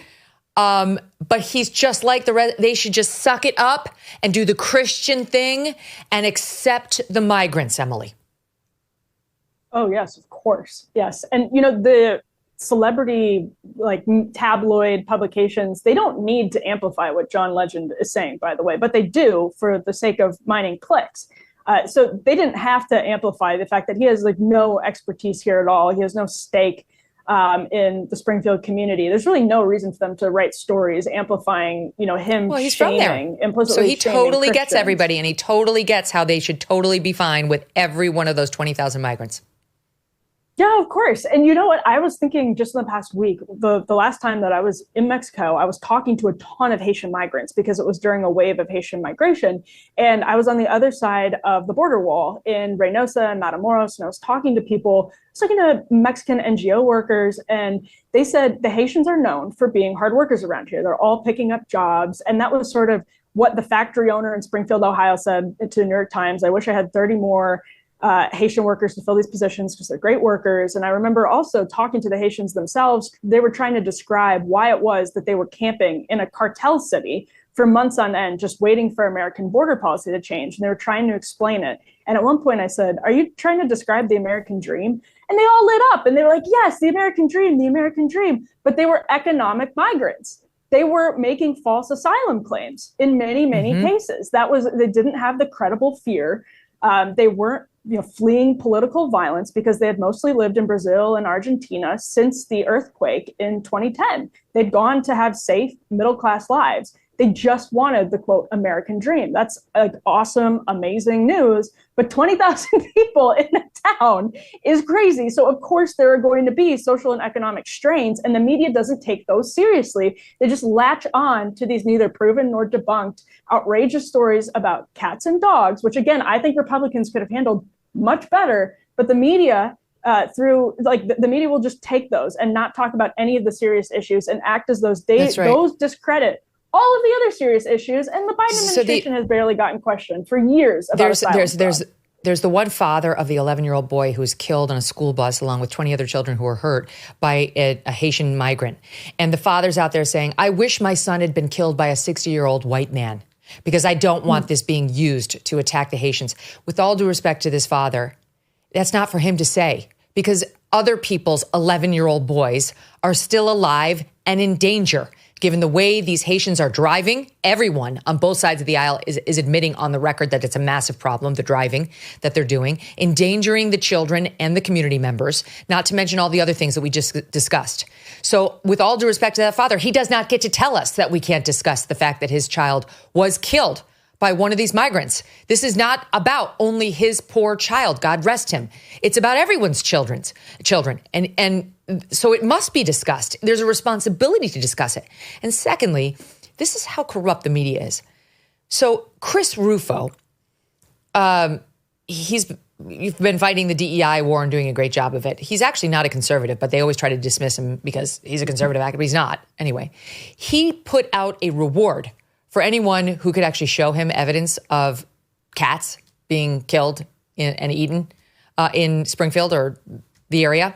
And sure enough, he got it. He got a picture, which he reported on X over the weekend. It's disgusting. It shows, pretty clearly to me, shows 2 cats skinned and on a barbecue. I mean, literally on a barbecue. You couldn't ask for more. Here's a soundbite of the guy who brought it to Chris Rufo as the evidence. It had been taken prior to Chris Rufo's call for submissions. That was one of the conditions of his bargain. But watch this. Sorry, it's disturbing. Yo, what is this they got on the grill? Oh, we blurred it. Well, you can see it online. That's probably the right call. There go a cat right there. His ass better get missing, man. Look like his homies on the grill, man. What the fuck? So Debbie Murphy, even though she's a heartless Canadian, didn't think you could handle that. It was probably the right call, Debbie. In any event, it's dark. She has her limits, only with animals. So it's disgusting. It looks like very clearly 2 cats. And listen to this, okay? So CBS News decides to go report, and this is in Dayton, which is the town right next to Springfield. Oh, but it's not Springfield. Okay. All right. And I guess technically these are Africans from the Democratic Republic of the Congo. They're not Haitians. So, okay. Whatever. The average American is like, there's effing cats on the barbecue, steps from Springfield. So CBS reports and says police in Dayton have said there's no evidence that immigrants are eating pets, except my eyes. My eyes are the evidence. Then they say the man filming this footage alleges without evidence that they are cats. What? Then they say the new allegation prompted backlash and skepticism, with many users saying the carcasses look more like chickens. Taste like chicken. No. They don't look like chickens. We've all cooked chickens. We know what chickens look like. Then they went to veterinary experts for their opinion on what type of carcass is on the grill. They did not include any feedback from the veterinarians in their article just that they have reached out. I can't believe the media's doing this. And again, ignoring the dead people as though they're not the story. The only thing they need to do is disprove that those are two cats on the Barbie. I'm so mad at Rufo for forcing us to talk about this, Megyn. It's just Chris's fault. That video, honestly, I think is hilarious. By the way, the narrator is so funny. But your point is completely correct that why were they not spending the last year debunking? You're going to places like New York City, Washington, D.C., where they have their bureaus and talking to working class, often, by the way, Black people in those cities, or in cities like Springfield. Why weren't they sending people there for the last year to debunk claims from high-profile Democrats, including the president, the vice president, and elected officials in those Democratic areas or in those states? Why weren't they debunking all of their claims that everything was fine and that this migration was just legitimate asylum claims? It was a wave of people with legitimate post-COVID asylum claims fleeing COVID economies and political violence and gang violence. But why weren't they spending the last couple years debunking all of those claims? Why are they just debunking these claims? They've done so little to actually dispel the myths and lies, frankly, that have been propagated by Democrats that are so much worse. I mean, listen, like I've said this, I just don't think Republicans handled this perfectly. But at the same time, oh my gosh, Democrats have handled this issue 20 times worse, 200 times worse. And there's been so little debunking of the nonsense that they have spewed that is so much more serious, which is possibly why Republicans now feel the need to go outrageous with it, because they're not being heard when they say anything else. I mean, it's just insane. And there is, by the way, to your point, there is evidence of this. It's called first-person testimonies that have been raised before it became a controversy. That's what J.D. Vance kept trying to tell her. He's like, I have constituents who have come to me and said this is happening. He said of the, let's say I get a dozen complaints, 10 we could verify easily with other evidence, a couple we couldn't, but this is out there and we've seen it ourselves. And for the racism claim, the guy who said it at the town hall that they took the ducks, he said, out of the town pond and beheaded them, he's Black. The guy doing this video is Black. So it's like, all right, is everybody just like they're all racist? I guess it's just ridiculous. They normally in an interview where you're going to go tough on a guy like she did on Vance, you might end it with one freebie for him. Like to your point, like there's no question there is a problem with the amount of immigrants, 10.4 million we've had under Joe Biden. And it's more than that because that doesn't count the gotaways in certain communities. Whatever, give him something so he can offer his POV on the actual problem. And she did have the opportunity to close it with something strong. This is where she went. SOT 17. Do you condemn the Proud Boys, even if it's just 12, even if it's just one marching in Springfield? Dana, I condemn all white supremacists. I'm obviously not. I'm married to a non-white person. I don't like these people, but I think that we have to keep our focus not on 12 marchers going down the street, but on the fact that thousands of residents have had their lives destroyed by Kamala Harris's policy. I find this very unusual, Dana, that the American media is more interested in a bunch of losers marching down the street than they are in the fact that Kamala Harris has made these people's lives worse. I condemn violence and threats of violence. I'm glad to hear that you condemn it. That is very important. The school marm. So obnoxious. It's just so smug and patronizing, as though she's the arbiter of what is an appropriate level of condemnation. That's very important. I mean, give me a break. Very important. Very important. Do you condemn, Dana Bash, the migrants who have killed an elderly woman with the car and an 11-year-old boy and who are, shitting in public, whatever else they are alleged at that town hall? It was dark. Do you condemn? How about you? It's very important. Do you condemn the policies that led to it? Does she condemn the policies that led to it? I'd love to know. Yeah. Also, while I have you, why didn't you ask Kamala Harris about this when you had her? Just curious. Why didn't you? Is there a reason you didn't bring this up? You didn't think this was important? I guess just asking for a friend.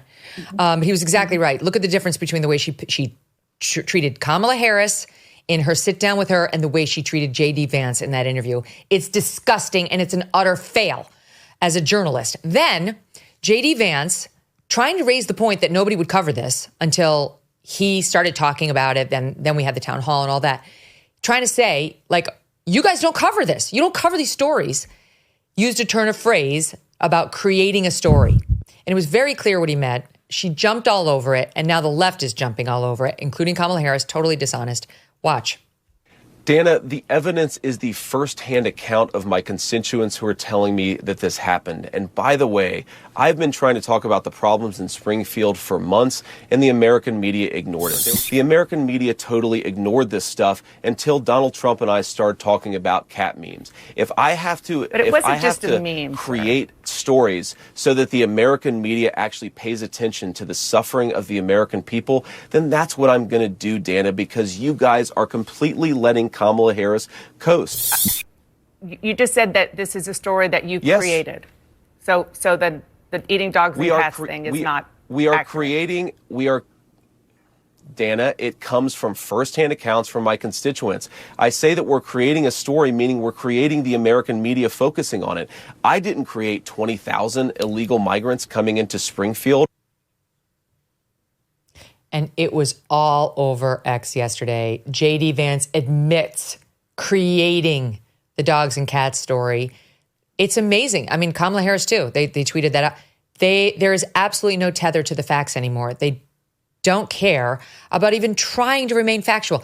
What's so annoying is, as I said, we discussed earlier, there are some stories where you're getting punked or people intentionally mislead you. And as a journalist, you have to be cautious, but you're not going to be perfect all the time. Like, that is just a reality of life in 2024. But that is right there. It's in the same answer where he explains what he meant. And so any misrepresentation is intentional. And the media's crossed over to willingly, and she has, intentionally misrepresenting the actual words that are spoken on a television program. And I try to imagine you're J.D. Vance in this position, and you have constituents who have been coming to you for a year plus with concerns about it. You try to raise those concerns. You maybe do it outrageously. By the way, as all politicians, Democrats, Republicans do. And then immediately it gets pegged to neo-Nazis who have apparently spread the same thing. So because they've spread it, then you must be responsible for it, despite the fact that you are in an interracial marriage. And despite the fact that there's been very little conversation about the humanitarian concerns in the other direction, immediately for raising all of this, it becomes a week-long cycle debunking your claims and then tying you to neo-Nazis. And then your interview gets taken out of context in another way immediately, not just by random Twitter users, but by corporate media outlets. I saw Rolling Stone do this.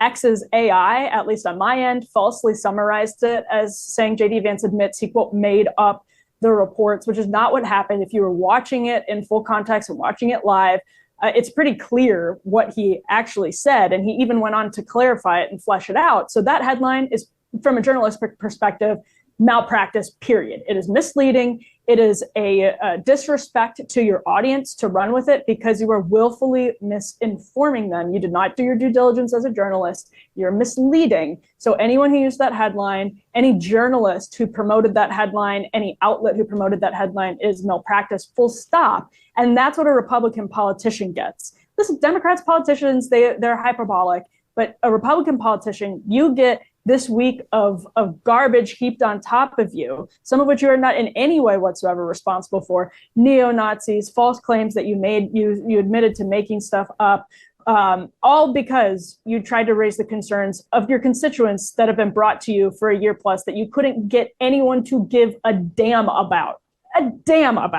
until some memes became popularized. I mean, it's crazy. Yeah, that's exactly right. And by the way, so the media did have time to go try to track down the woman who posted the Facebook post that had like a triple hearsay allegation about somebody stringing up a cat like a deer, and tried to find out what this person actually knew. But the story, while it had the woman be like, well, I heard it from an acquaintance, this is an attempt to debunk, it doesn't actually debunk. Here's what they say. The woman behind an early Facebook post spreading a harmful and baseless claim. This is NBC News. It's baseless. Ignore those two cats on the grill. in neighboring Dayton, whatever, says she had no firsthand knowledge of any such incident. Now, we know that because the Facebook post itself makes clear she's using triple hearsay. We know she had no firsthand knowledge. They go on to say, okay, it looks like Erica Lee, I'm trying to make clear. So it looks like, I can't figure out who's the poster. Erica Lee, it just exploded into something I didn't mean to happen. I'm not a racist. Everyone seems to be turning it into that, and that was not my intent. The neighbor, Kimberly Newton, said she heard about the attack from a third party. Newton said, okay, so it was Erica Lee's Facebook post saying, I heard this terrible thing. And the source from which she heard it is Kimberly Newton. So Kimberly Newton says she heard about the attack from a third party. Newton said Erica Lee's Facebook post misstated her story and that the owner of the missing cat was an acquaintance of a friend rather than her daughter's friend.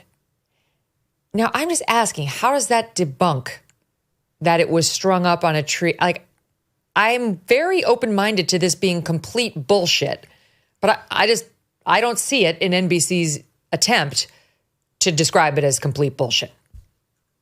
I'm so glad you brought that up because I was literally reading the same thing last night and was so frustrated because I had the exact same reaction to it. I was like, this is just her saying she's uncomfortable with the attention that has been brought to the post. It's not debunking anything, frankly. But again, it's sort of like you can see if you have confirmation bias as a so-called neutral reporter, how this comes across your desk and you interpret it in a way that just totally conforms to your pre-existing confirmation bias about how this is all going to be debunked. So you see this woman saying what she said, and you then turn it around, regurgitate it as a report with the framing of it being debunked. And, you know, what should happen in that case, first of all, is it should genuinely have neutral reporters who aren't, you know, overwhelmingly anti-Trump, anti-Vance, pro-mass immigration, of course. But then B, you should have editors who catch that stuff. You should have editors who say, "Wow, wait a second, I'm reading the exact words here."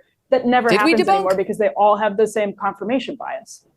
That's exactly right. They just want it not to be true. I, on the other hand, don't give two shits whether it's true or not. I actually think what the real story is the dead people. I do find this whole thing rather amusing, though, because it's outing the bias of all these left-wing organizations who are just determined to disprove it. Even when you see two dead cats on the grill, tastes like chicken. We consulted with a veterinary expert. That's where we are in this campaign. I know. They're so self-serious over the dumbest things. Right? It looks like chicken to me, doctor, doesn't it? Don't you see a chicken there? I mean, minus the feathers and the tail. Okay. Final thing. The comment by Trump, which is now almost a week old, about they're eating the dogs, they're eating the cats, has gone totally viral. It's everywhere. The left tried to make memes out of it to mock him, and it got completely turned into a pro-Trump meme that everybody has been sharing and forwarding, and they've effectively gotten they're eating the pets into the mind of pretty much every single American in this country. Here are some examples. They're eating the dogs, the people that came in. They're eating the cats. They're They're eating the pets. They're eating the pets of the this people guy's my favorite, this dog. There. They're eating the cats. Eat the cat. Eat the cat. They're eating the dogs. They're eating the cats. Eat the cat. Eat the cat. They're eating the dogs. They're eating the cats. Eat the cat. Eating the dogs. They're eating the cats. Eat the cat. Eat the cat. They're eating the dogs. They're eating the cats. Eat the cat. Eat the cat. They're eating the dogs. Whoa, whoa, whoa, whoa. They're eating the cats. Meow, meow, meow, meow. They're eating the pets of the people that live there. Towns don't want to talk about it because they're so embarrassed by it. In Springfield, they're eating the dogs. They're eating the cats. They're eating the pets. And this is what's happened in our country. They're eating the dogs. They're eating the cats. They're eating the pets. And this is what's happened in our country. That's amazing. The elephant sound. And this, here's how I'd like to toss it to you.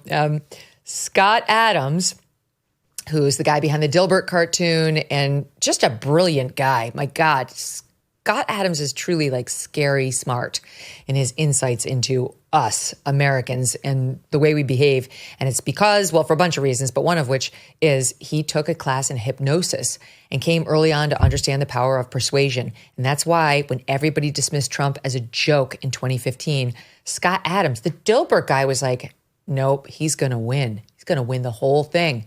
And this is back when Trump was just, nobody thought that. And he was like, you watch. And sure enough, he won. Okay, so Scott Adams tweeted out something interesting, and I'll read it as follows. I'm revising my debate scoring. My first impression was a tie, which I called a Harris victory. But the only thing I recall after the debate today is they're eating the dogs. Visual, scary, viral, memorable, repeatable, and directionally correct in terms of unchecked immigration risk. It is the strongest play of the election. Trump won the debate. I got to stop underestimating his game. Trump had no base hits in the debate, but his long ball is still rising. Incredible. What do you make of that?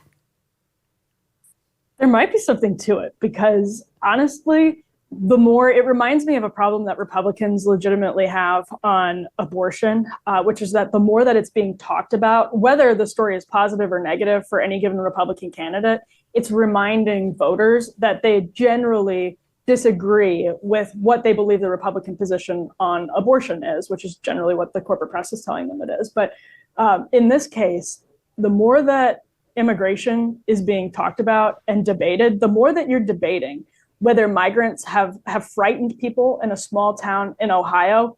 That story is true. I mean, if the sort of Trump details of it pan out to not be true, I think what Scott Adams is getting at is that the sort of effect of it, the emotional and psychological truth in it is real. And so just, that's not to say people should lie or whatever as a campaign strategy. The fact of the matter is they do. But the point is that it just hits people as true because at its core, the kind of psychological effect of it is true. And the more people are debating whether they're eating the pets at their dinner table or at the PTA meeting or the soccer sideline or on social media, the better it is for Trump and Republicans, because honestly, the core of the story, which is that a small town in Ohio or mid-sized town in Ohio has been utterly overwhelmed by a mass influx of migrants with vast cultural differences, that is true. And people don't like it. So A, that generally is true. And B, people disagree with Biden and Harris on it in a massive animating way. So when you combine those two things, I mean, a week out, it's looking like this line is iconic. And the more people think about and talk about the line, honestly, the better it is for Trump and Republicans. That might be like, There might be some political gymnastics to get there, but there might be something to that. How does the mainstream media, so-called, not understand this? They should get that this is actually a very bad issue for her. Like, stop repeating it because it brings up the issue of migration and immigration, legal and illegal, and makes people frustrated and upset. They don't like this issue. This is not a good issue for the Democrats. And that's going to be known now, either as the debate in which he said, they're eating the dogs, they're eating the cats, or the debate in which ABC News allegedly conspired to cheat and throw a presidential election in the direction of one candidate. We'll see whether the whistleblower affidavit it comes through. But at best, they've got cheating in that scenario as opposed to Trump's meme about the dogs. This is one of the reasons why I love the New York accent. I love it whenever anybody talks like that. My mom and dad kind of talk like that, which I love because my dad grew up in Brooklyn and my mom grew up just north of New York City. And it's it's just something warm about it. And Trump, it's one of the things that makes him, likable because he talks like that. Emily Jashinsky, you're a pleasure. Thank you so much for hanging in there. You did long form duty today. We appreciate it. Anytime, Megyn. Thank you. Boy, we started with an attempted presidential assassination and Eric Trump, and we ended on the dogs. You've gotten the full panoply of news today. And I'm looking at a packet and a SOT list, sound on tape, that I didn't even dent, you guys, but tomorrow we will dent it. We're going to have Piers Morgan. Great. Really looking forward to that. We may have a special guest who's never been on the program before. I'm going to not tease him because it's not yet secure. And I believe we are going to have Ayaan Hirsi Ali, who's got some thoughts on the Haitian migration. And she will go to the places that you're not allowed to go. So we'll look forward to that. See you guys tomorrow.